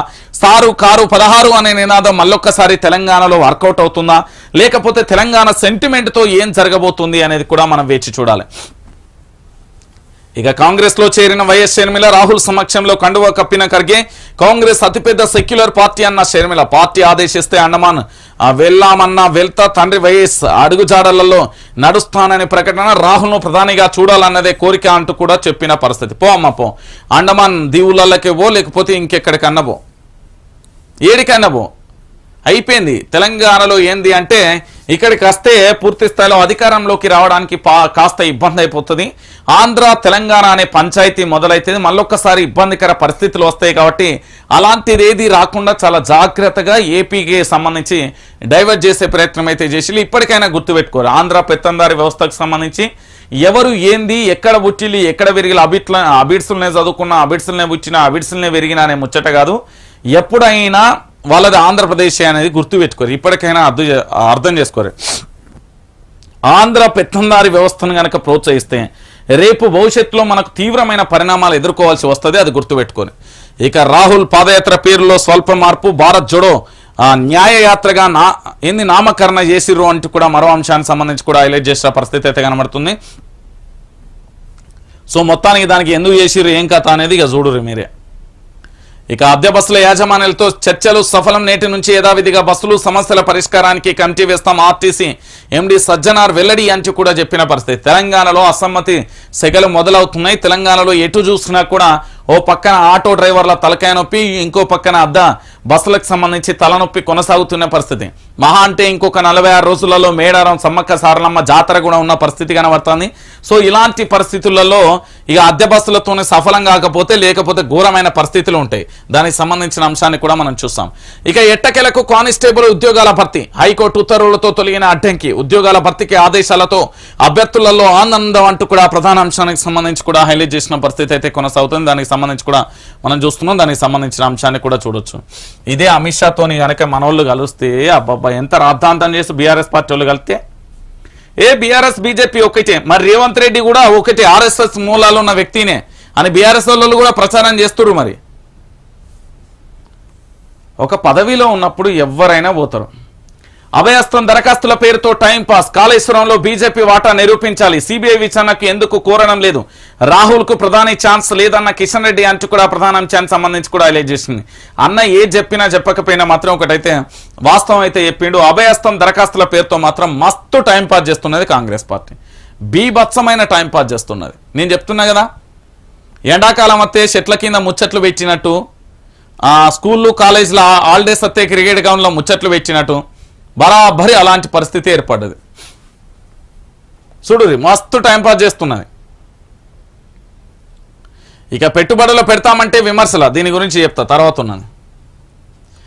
పార్టీ ఆదేశిస్తే ఎంపీగా పోటీ చేస్తా. ఏం జరుగుతుంది ఏం కథ, మరి పార్టీ ఎవరి పేరు చెప్తుంది ఏం కథ అనేది చూడాలి. కాంగ్రెస్ లోకి మా ఎమ్మెల్యేలు వెళ్లరు, అది గంగుల ప్రధానంగా చెప్పొచ్చు. బీఆర్ఎస్ పార్టీకి సంబంధించి గులాబీ బాస్ కేసీఆర్ చాలా చాకచక్యంగా చూస్తున్నారు. ఎవడు మనోడు, ఎవడు మంది, ఏం కథ, ఎవడెవడు ఏం చేస్తాడో అన్ని విషయాలు ఫైల్ ఉన్నాయి. ఎవడెవడు ఎవంతో మంతనాలు చేస్తాను, ఎవడెవడు పార్టీ మారడానికి సిద్ధమైంది, ఏం కథ అని అంతా వేచి చూస్తున్నది. రానున్నది బీఆర్ఎస్ కాలమే. అందరికీ 90 mm రాడు దించడు గులాబీ బాస్. వేచి చూడుర్రి మీరు. అన్నీ చాలా క్లారిటీగా కూడా నిశ్శబ్దంగా వేచి చూస్తున్నారు. ఎందుకంటే అధికారంలో ఉన్నప్పుడు ఎట్లున్నాడు, ఎవరెవరు ఎన్నెన్నిసార్లు గెలవాలనుకున్నారు, ఏం కథ అనేది కూడా చూస్తా ఉన్నాడు గులాబీ బాస్. సారీ. ఇక మొత్తానికి ఇక చూడు, తెలంగాణ ఆదానికి కుదువా అంటూ కూడా చూడొచ్చు. రేవంత్ ద్వారా రాష్ట్రంలోకి మోడీ దోస్తు ఆదాని ఎంట్రీ. పెట్టుబడులపై చర్చించిన ఆదాని కొడుకు అంటూ కూడా ప్రధానంగా చూడొచ్చు. ఏంది, పెట్టుబడులకు రాయితీలు సహకారం అందిస్తామని హామీ. గతంలో ఆదాని సంస్థకు అనుమతి ఇవ్వని కేసీఆర్ సర్కార్ వచ్చి రాగానే ఆదానికి అప్రూవల్ గా ఇచ్చిన రేవంత్ సర్కార్ ఆదాని గుప్పిట్లోకి వెళ్తే రాష్ట్రం ఆగవంతుందని ఆందోళన అంటూ కూడా చూడాల్సిన పరిస్థితి ఏర్పడింది. భారతదేశ వ్యాపార సామ్రాజ్యంలో అనతి కాలంలోనే ఎదిగిన సంస్థ, తన ప్రయోజనాలు తప్ప ప్రజా ప్రయోజనాలు పట్టని వ్యవస్థ, కేంద్రంలోని పాలకుల అండదండలతో ఆకాశాన్ని అంటేలా వ్యాపార సామ్రాజ్యాన్ని విస్తరించిన అసలు సిసలైన ఓ కార్పొరేట్ సంస్థ ఇప్పుడు తెలంగాణ మీద కన్నేసింది. గతంలో ఈ ప్రయత్నం చేసి విఫలమైన ఆ సంస్థ ఇప్పుడు సక్సెస్ఫుల్ గా తెలంగాణ నేలపై కాలుమొప్పింది. కబలించడమే లక్ష్యంగా పనిచేసే ఆ వ్యాపార సంస్థ మరేదో కాదు, Adani group of companies. Modi partner గా పేర్కొన్న ఆదానికి చెందిన ఈ కంపెనీని రాష్ట్రానికి పరిచయం చేశారు కాంగ్రెస్ ముఖ్యమంత్రి రేవంత్ రెడ్డి. ఇక అర్థమైందా? వీళ్ళ జాతీయ నాయకుడు రాహుల్ గాంధీ ఏమంటాడు? రాహుల్ గాంధీ ఏమో ఒక అంశాన్ని తెర మీదకి తీసుకొస్తాడు. ఏమని చెప్తాడు? పూర్తి స్థాయిలో రాహుల్ గాంధీ ఒక అంశాన్ని ఏమని చెప్తాడు అంటే, తెలంగాణ యావత్తు భారతదేశ వ్యాప్తంగా కూడా ఆదాని గ్రూప్ల మీద పూర్తి స్థాయిలో సిబిఐ విచారణ చేపట్టాలి, తన యొక్క వ్యాపార సామ్రాజ్యాలకు సంబంధించి విచారణ చేపట్టాలని అక్కడ కేంద్రంలో ఉన్న రాహుల్ గాంధీ డిమాండ్ చేస్తే, రాష్ట్రంలో ఉన్న రేవంత్ రెడ్డి ఏమో బీజేపీకి అప్రూవల్ గా పనిచేస్తున్నాడు అంటే ఇంతకంటే నిదర్శనం ఇంకొకటి లేదు. ఆదానికి సంబంధించి గతంలో కేసీఆర్ రానియకుండా అడ్డుకట్ట వేస్తే ఇతను పోయి మొన్నటికి మొన్న ప్రధానితో భేటీ రాగానే ఆదాని గ్రూప్లతో పూర్తి స్థాయిలో తెలంగాణలోకి స్వాగతం పలికిండు. ఇక ఆలోచించండి, వీళ్ళ జాతీయ నాయకుడు రాహుల్ గాంధీ ఏమో ఆదాని మీద ఎంక్వైరీ చేయాలంటే, తెలంగాణలో ఏమో తెలంగాణ రాష్ట్ర ముఖ్యమంత్రి రేవంత్ రెడ్డి ఏమో ఆదానికి సంబంధించిన పూర్తి స్థాయిలో రెడ్ కార్పెట్ వేసి మరి తెలంగాణకు స్వాగతం పలుకుతున్నాడు. అంటే మరి మీ పార్టీకి సిద్ధాంతాలకు వ్యతిరేకంగా పనిచేస్తున్నారా, పాజిటివ్ గా పనిచేస్తున్నారా అనేది రాహుల్ గాంధీ ఆలోచించాలి. మరి రాహుల్ గాంధీకి ఈ వీడియోని షేర్ చేయరు, చెప్పుర్రి, లేకపోతే ట్రాన్స్లేట్ చేసి చెప్పుర్రి. మరి ఆదాని మీద పోరాటం చేస్తున్నదంతా డ్రామానేనా? ఇప్పుడు తెలంగాణ ప్రజలకు తెలవాలి ఈ ముచ్చట. ఆదాని మీద రాహుల్ గాంధీ పోరాటం చేస్తున్నదంతా డ్రామానేనా? మరి ఇక్కడ మీ పార్టీకి సంబంధించిన ముఖ్యమంత్రి చేస్తున్న కథలు ఏంది అనేది తెలంగాణ ప్రజలకు చెప్పాల్సిన బాధ్యత కూడా రేవంత్ రెడ్డి మీదే ఉన్నది. రైట్. ఇక ఇందిరమ్మ రాజ్యంలో ధరల దండయాత్ర, సామాన్యుడి జేబుకు చిల్లు పెడుతున్న మార్పు, నెల రోజులలో కొండెక్కిన బియ్యం ధరలు, పప్పు గోధుమలతో సహా నిత్యావసరాల పెరుగుదల, దేశంలోనే అత్యంత వరి పండించే రాష్ట్రంలో ఈ ధరల ధరువు ఏంటి అంటూ కూడా మంత్రివర్య పౌర సరఫరాల శాఖ పనిచేస్తుందా? ఉన్నావా ఉత్తమ్ జీ అని అడుగుతున్న తెలంగాణ. ఆకలికి మందు ఉండదు, ధనిక పేద తేడా ఉండదు. ఉన్నోడు బాదం పప్పు తిని అరగక మురిగితే లేనోడు పస్తులుండి సద్దన్నమైన తిని బతికేస్తున్నాడు. ఇది ఆకలికి ఉండే నీతి. తిండి కోసమే జీవన పోరాటాలు, జాతుల మధ్య వైర్యాలు ఎన్నున్నా తెలంగాణలోనూ ఇప్పుడు అలాంటి పరిస్థితులే ఏర్పడింది. ప్రభుత్వం మారింది, మార్పు వచ్చింది అని సంబరపడే లోపు తినే కంచంలో ధరల ధరువు కనిపిస్తుంది. నెల రోజులలో 1 కాదు 2 కాదు క్వింటాళ్లు ఏకంగా 2000కు పైగా అన్ని రకాల బియ్యం ధరలు పెరిగిపోయాయి. దేశంలో అత్యధికంగా వరి పండించే రాష్ట్రంలో విచిత్రం ఏంటి అనేది ఎవరికి అంతు పట్టట్లేదు. ఓవైపు గత ప్రభుత్వం ఏమో 30,000 కోట్ల పైచిలకు విలువ చేసే స్టాక్ గోడౌన్లలో ఉంటుంది. మరోవైపు బస్తా బియ్యం ధరలేమో విపరీతంగా పెరిగిపోయాయి. దీనికి సమాధానం చెప్పేదెవరు? కాంగ్రెస్ ప్రభుత్వ పాలనలో సరఫరా అయింది. పౌర సరఫరాల శాఖ పనిచేస్తుందా? ఉత్తమ్ రెడ్డి ఉన్నావా అంటూ కూడా ప్రధాన అంశానికి సంబంధించి హైలైట్ చేసింది. ఇక ఉత్తమ్ కుమార్ రెడ్డి ఏడున్నాడో పాపం. ఉత్తమ్ కుమార్ రెడ్డిజీ ఇదేంది జర చూడ రాదురి. తెలంగాణ రాష్ట్ర వ్యాప్తంగా కూడా కంచంల ధరల మోత మోగుతున్నది. ఈ ధరలకు సంబంధించి ఎవరు న్యాయం చేయాలని అడుగుతున్నారు తెలంగాణ ప్రజలు. తినాలనా సావాలనా అని అడుగుతున్నారు. మనం ఉంచే కదా శ్రేణికి. ఇదేందాక మేడారం జాతరపై సీతక్కవి ఉత్తమొచ్చట్లేనా? ప్రచారం ఫుల్, పనులు నీళ్ళు. 80 కోట్లతో కేటాయించిన ఇంచు మందం పూర్తి కాని పనులు. గతంలో 200 కోట్ల నిధులు కోరిన సీతక్క స్వంత ప్రభుత్వంలో 80 కోట్లే కేటాయింపు. పబ్లిసిటీ కోసం ములుగులోనే తిష్టవేసిన కలరింగ్. అధికారులకు ఆర్డర్లు అయిన కదలేని ఫైలు. మొన్నటి వరకు వరదలలో కొట్టుకుపోయిన రోడ్లు, కాజ్వేలు. స్పెషల్ బస్సులలో మహిళ ఉచిత ప్రయాణంపై క్లారిటీ ఇవ్వని ప్రభుత్వం. జాతరను పట్టించుకొని కేంద్ర రాష్ట్ర ప్రభుత్వాల వారెవ్వా. సీతక్క ఏడున్నో సీతక్క, ఏమైపోయినో సీతక్క, ఎట్లున్నో సీతక్క, ఏడున్నో సీతక్క. మంత్రి పదవి రాగానే నీ ప్రభుత్వం కొలుదీరంగానే సమ్మక్క సార్లమ్మ జాతరకు సంబంధించి మర్చిపోయావా? పట్టుమని 46 రోజులు కూడా లేని పరిస్థితి. గత ప్రభుత్వంలో ఏమో 200 కోట్లు కోర్తివి. నీ సొంత ప్రభుత్వం రాగానే 80 కోట్లే కేటాయింపే. ఎందుకు పోరాటం చేయవు సీతక్క? ఓ సీతక్క అడుగుతున్నది. ఇక్కడ ప్రచారం మాత్రం ఫుల్లు చేసుకుంటూ పనులు మాత్రం నిల్లా అని అడుగుతున్నది మేడారంకు సంబంధించిన జాతరమ్మ సమ్మక్క సారలమ్మ అడుగుతున్నారు. ఇగో మేడారం సమ్మక్క సారలమ్మ జాతర ఆసియాలోని అతిపెద్ద జాతరగా తెలంగాణ కుంభమేళగా చరిత్రకెక్కిన ఈవెంట్. 2 ఏళ్లకోసారి వచ్చే వన జాతరకు సుమారు 6 రాష్ట్రాల నుంచి 1.5 నుంచి 2 కోట్ల మంది భక్తులు మేడారం జాతరకు వస్తుంటారు. ఆదివాసుల కొంగు బంగారంగా కొలిచే వేడుకకు దేశం నలుమూలల నుంచి ఆదివాసీ గిరిజనులు పెద్ద ఎత్తున తరలి వస్తుంటారు. ఈసారి భక్తుల రద్దీ మరింత పెరిగే అవకాశం ఉంది. కానీ భక్తుల రద్దీకి తగ్గ ఏర్పాట్లు చేయడంలో సర్కార్ ఫెయిల్ అయింది. వచ్చే నెల 21 నుంచి 24 మధ్య మేడారం కుంభమేళా జరగనుంది. ఇప్పటికే అమ్మవార్లకు మొక్కులు చెల్లించుకునేందుకు మేడారం బాట పట్టారు. స్వరాష్ట్రంలో మేడారం జాతరను రాష్ట్ర పండుగ గుర్తించి పెద్ద ఎత్తున అభివృద్ధి కార్యక్రమాలు చేపట్టారు. అయితే మొన్నటి వరకు వరంగల్ వరదలలో మేడారం వెళ్లే దారులన్నీ కొట్టుకుపోయాయి. జంపన్న వాగు కాజ్వే సైతం కూలిపోయింది. దీంతో ఈసారి మరిన్ని నిధులు అవసరమవుతాయని ప్రతిపాదనలు రాష్ట్ర ప్రభుత్వానికి అందాయి. కానీ కొత్త సర్కారు మాత్రం అరకొర నిధులతో మాత్రమే అనిపించుకునేందుకు సిద్ధమైంది అంటూ కూడా చూస్తున్న పరిస్థితి కనబడుతుంది. ఏంది అంటే ఒకసారి మీరే ఆలోచించండి. సీతక్క హల్చల్ ఆదివాసీ గిరిజన పండుగకు సంబంధించి అతిపెద్ద పండుగగా మేడారం జాతర. ఆదివాసీ ముద్దుబిడ్డగా సీతక్కకు పేరు. గతంలో మేడారం జాతరపై కేసీఆర్ సర్కార్పై తీవ్ర విమర్శలు చేశారు ప్రస్తుత మంత్రి సీతక్క. ఆదివాసీ ముద్దుబిడ్డగా సీతక్కకు పేరు. గతంలో మేడారం జాతరపై కేసీఆర్ సర్కార్పై తీవ్ర విమర్శలు చేశారు ప్రస్తుత మంత్రి సీతక్క. గతంలో జరిగిన వన జాతరకు 200 కోట్లు కేటాయించమన్నారు ప్రస్తుత మంత్రి సీతక్క గారు. కేటాయించి శాశ్వత ప్రతిపాదక అభివృద్ధి కార్యక్రమాలు చేపట్టాలని డిమాండ్ చేశారు. అయితే ఇప్పుడు కొలువైన తమ సొంత ప్రభుత్వాన్ని మాత్రం మంత్రి నిలదీయడంలో వెనకాడుతున్నారు. ఎన్నికల కారణంగా ఇప్పటికే మొదలు కావాల్సిన కార్యక్రమాలన్నీ వాయిదా పడ్డాయి. యుద్ధ ప్రాతిపదికన పనులు చేపడితే తప్ప వచ్చే నెలలో జరగబోయే జాతరకు అన్ని సిద్ధం చేయడం కష్టం. కానీ అరవకొర నిధులతో అన్ని డిపార్ట్మెంట్లు తీవ్ర ఇబ్బందులు పడుతున్నాయి. R&D, ITDA, ఫారెస్ట్లతో సహా అన్ని విభాగాలు సమన్వయం చేసుకుని పనిచేయాల్సిన తరుణంలో మంత్రి సీతక్క మాత్రం తీవ్ర స్వరంలో ఆదేశాలు ఇస్తూ కఠిన చర్యలు తీసుకుంటున్నామని హెచ్చరిస్తున్నారు. పెద్ద ఎత్తున నిధులు కేటాయిస్తే తప్ప పనులు పూర్తి చేయలేమని పరిస్థితి అధికారులది. దీంతో యంత్రాంగం తీవ్ర ఇబ్బందులు పడుతున్నట్లుగా తెలుస్తుంది. మరోవైపు కేంద్ర ప్రభుత్వం సైతం మేడారం జాతరకు చిల్లిగవ్వ ఇవ్వడం లేదు. దీంతో ఈసారి జాతర ఏర్పాట్లపై నీడలు కమ్ముకున్నాయి. నీడలు కమ్ముకున్న పరిస్థితి కనబడుతున్నాయి.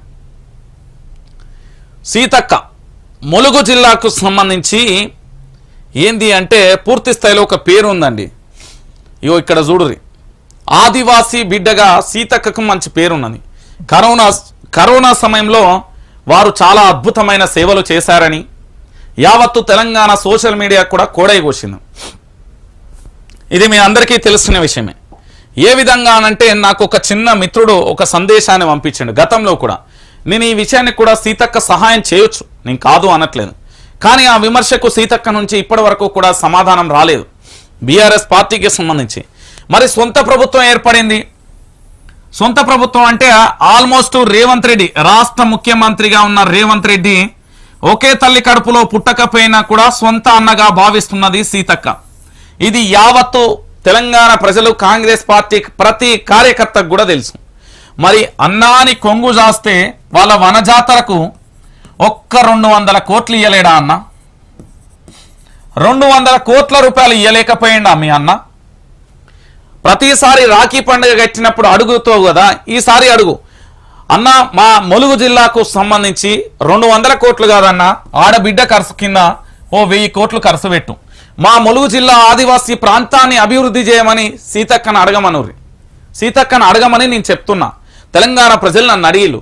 ఎందుకు అంటే ఒక తల్లి కడుపులో బిడ్డలో పుట్టకపోయినా కూడా అన్న చెల్లెల్లా కలిసి ఉంటారు కాబట్టి ప్రతి ఏడు రాఖీ కట్టుకుంటావు కదా. ఆడబిడ్డ బహుమతిగా మేడారం సమ్మక్క సారల జాతరకు 500 కోట్లు కేటాయించి శాశ్వత పరిష్కారం చేసుకో తల్లి. ఎందుకంటే మీ ప్రభుత్వం ఏర్పడింది. ఇక్కడ నువ్వు కేసీఆర్ని అడగాల్సిన అవసరం లేదు. కేసీఆర్ దగ్గర పోయి విమర్శలు చేయాల్సిన అవసరం లేదు. కేసీఆర్ను తిట్టాల్సిన అవసరం లేదు.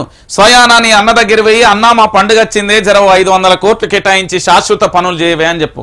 40 రోజులే ఉన్నది కదా చెల్లె, ఇప్పుడేం చేద్దామని మీ అన్న అంటాడు. అప్పుడు అంటే ఇంకొక అంశం కూడా మీరు గుర్తుపెట్టుకోవాలి. కరోనా సమయంలో కేవలం ఎమ్మెల్యేలు చాలా మంది కూడా బయటికి రాని పరిస్థితి. అలాంటి పరిస్థితులలో చాలా మంది కూడా రిజిస్టర్ తస్లిమా, ఆమె సబ్ రిజిస్టర్గా ఉన్నది. ఆమెకు సీతకు సంబంధం ఏందో నాకు ఇప్పటి వరకు కూడా అర్థం కాలే.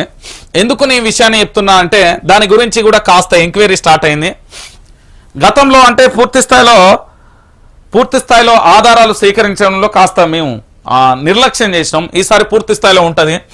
ఎందుకు అంటే ఒక చిన్న కథ చెప్పిన తర్వాత మీరే అర్థం చేసుకోండి. నాకు తెలిసిన ఒక ఎమ్మెల్యే ఉన్నాడు. అట్లా తెలంగాణలో 119 మంది ఎమ్మెల్యేలు తెలుసు. నాకు తెలిసిన ఒక ఎంపీ ఉన్నాడు. అట్లా తెలంగాణ ప్రాంతానికి సంబంధించిన మొత్తం 17 స్థానాలని నాకు తెలిసిన ఓ రాజ్యసభ సభ్యులు ఉన్నారు. మీకు ఉదాహరణ చెప్తున్నా. అయితే నేను కళ్ళ ముందు చూసిన ఒక ఎమ్మెల్యేను ఒక ఇంటర్వ్యూ చేసినప్పుడు గతంలో చెప్తా. ఎమ్మెల్యే అండి, కార్యకర్తలు అందరూ వచ్చిళ్ళు, షాల్వా కప్పిళ్ళు, బొకే ఇచ్చిళ్ళు. వెంటనే పక్కనున్న గన్మెన్ షాల్వా తీసుకున్నాడు, బొకే తీసుకున్నాడు, అయిపోయింది. తర్వాత పూర్తి స్థాయిలో ఫోటో దిగిళ్ళు వెళ్ళిపోయారు. వాళ్ళ పర్సనల్ పిఏ అంటే ప్రభుత్వ పిఏ కాకుండా ఇంకా అన్అఫీషియల్గా ఓ ఫోటోగ్రాఫర్ వాళ్ళు పర్సనల్గా పెట్టుకుంటారు. వాళ్ళు వీడియోలు ఫోటోలు తీసిళ్ళు ఇవన్నీ సోషల్ మీడియాలో పెట్టుకున్నారు. వాళ్ళ ఫేస్బుక్ కానీ యూట్యూబ్లలో పెట్టుకున్నారు. మరి కరోనా సమయంలో ఎమ్మెల్యే మూటలు మోస్తూ వెళ్తా ఉంటే ఒక ప్రశ్న వచ్చింది, మరి గన్మెన్లు లేరా? మూటలు మోయ నేను అనట్లే, గన్మెన్లను పోలీస్ వ్యవస్థని ఇక్కడ కించపరచట్లే. ఏదైనా ఒక ఎమ్మెల్యే ముట్టుకుంటేనే లటక్న తీసుకుంటారు కదా, ఇక్కడ వాళ్ళు తీసుకోలేకపోయిలా. రెండోది, వాళ్ళ ప్రభుత్వ పిఏలు ఉంటారు, పర్సనల్ పిఏలు ఉంటారు, వాళ్ళ మూటలు మొయ్యలేకపోయిలా. వాళ్ళ డ్రైవర్లు ఉంటారు, లేకపోతే వ్యక్తిగత సహాయకులు ఉంటారు, వాళ్ళు ముట్టుకోలేకపోయిలా ఆ మూటలు. లేకపోతే పార్టీ కార్యకర్తలకు సంబంధించి ఒక్కరైనా ఉంటారు, వాళ్ళు ముట్టుకోలేకపోయినా. ఈ రోజులలో ఒక ఎమ్మెల్యేకు షాల్వా బొకే గప్తని వెనుకనున్న గన్మెన్లు లటుకుమని తీసుకుంటూ పక్కన పడేస్తున్న పరిస్థితి కనబడుతుంది. అలా మంత్రులు కానీ ఎమ్మెల్యేలకు సంబంధించి గతంలో మనం రియల్ గా చూసిన న్యూస్, ఇది వాస్తవమైన న్యూస్, ఇప్పటికీ చూస్తాం, ఎక్కడనైనా చర్చకు సిద్ధం. మరి అలాంటప్పుడు కరోనా సమయంలో ఎమ్మెల్యే గారికి సంబంధించి సీతక్కాన్ని మూటలు మోస్తా ఉంటే వాళ్ళకి సంబంధించిన వ్యక్తిగత సహాయకులు కానీ డ్రైవర్లు కానీ లేకపోతే ఆ గ్రామానికి సంబంధించిన వాళ్ళు ఇతరత్ర ఎవరు ఆ మూటలు మొయ్యలేదా? మరి తస్లీమాకు సంబంధించి సీతక్కకు సంబంధించి సంబంధం ఏంటి? ఒక ఆఫీసర్ కరోనా సమయంలో ఏ విధంగా బయటకు వచ్చలు, ఇది చాలా ఏంది అంటే తవ్వుతున్న కొద్ది బయటపడుతున్న ఒక ఏంది అంటే కేజీఎఫ్ సినిమాల తలపిస్తుంది. అన్ని ఆధారాలతోని అన్ని సాక్ష్యాలతోని త్వరలో మీ ముందుంచబోతున్నా. ములుగు జిల్లాలో ఏం జరిగింది అనే విషయానికి సంబంధించి మొత్తం డంప్ అంతా రెడీ చేసిన.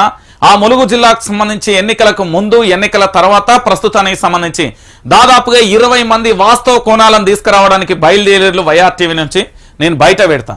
పూర్తి స్థాయిలో కూడా వాస్తవ కోణాలు చెప్పాలి.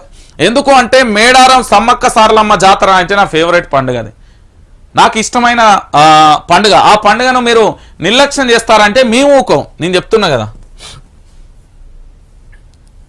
రైట్, ఇక దానితో పాటుగా మరో అంశాన్ని కూడా చూడొచ్చు.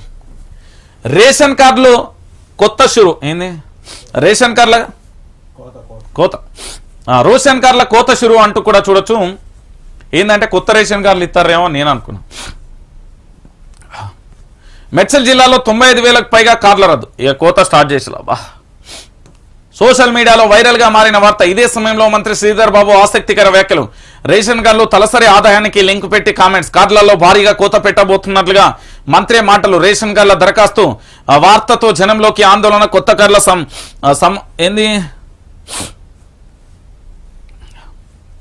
కొత్త కార్డుల సమయం వస్తుందనుకుంటే పీకేస్తున్నారని గందరగోళం. కొత్త కార్డుల జారీపై స్పష్టమైన ప్రకటన చేయని సర్కార్. నేను చెప్పలే ఏంది అంటే రేషన్ కార్డులు ఉన్న రేషన్ కార్డులను పీకేస్తారు, కొత్త రేషన్ కార్డులను ఇయ్యరు, ఇచ్చిన అరవకరో ఇస్తారు.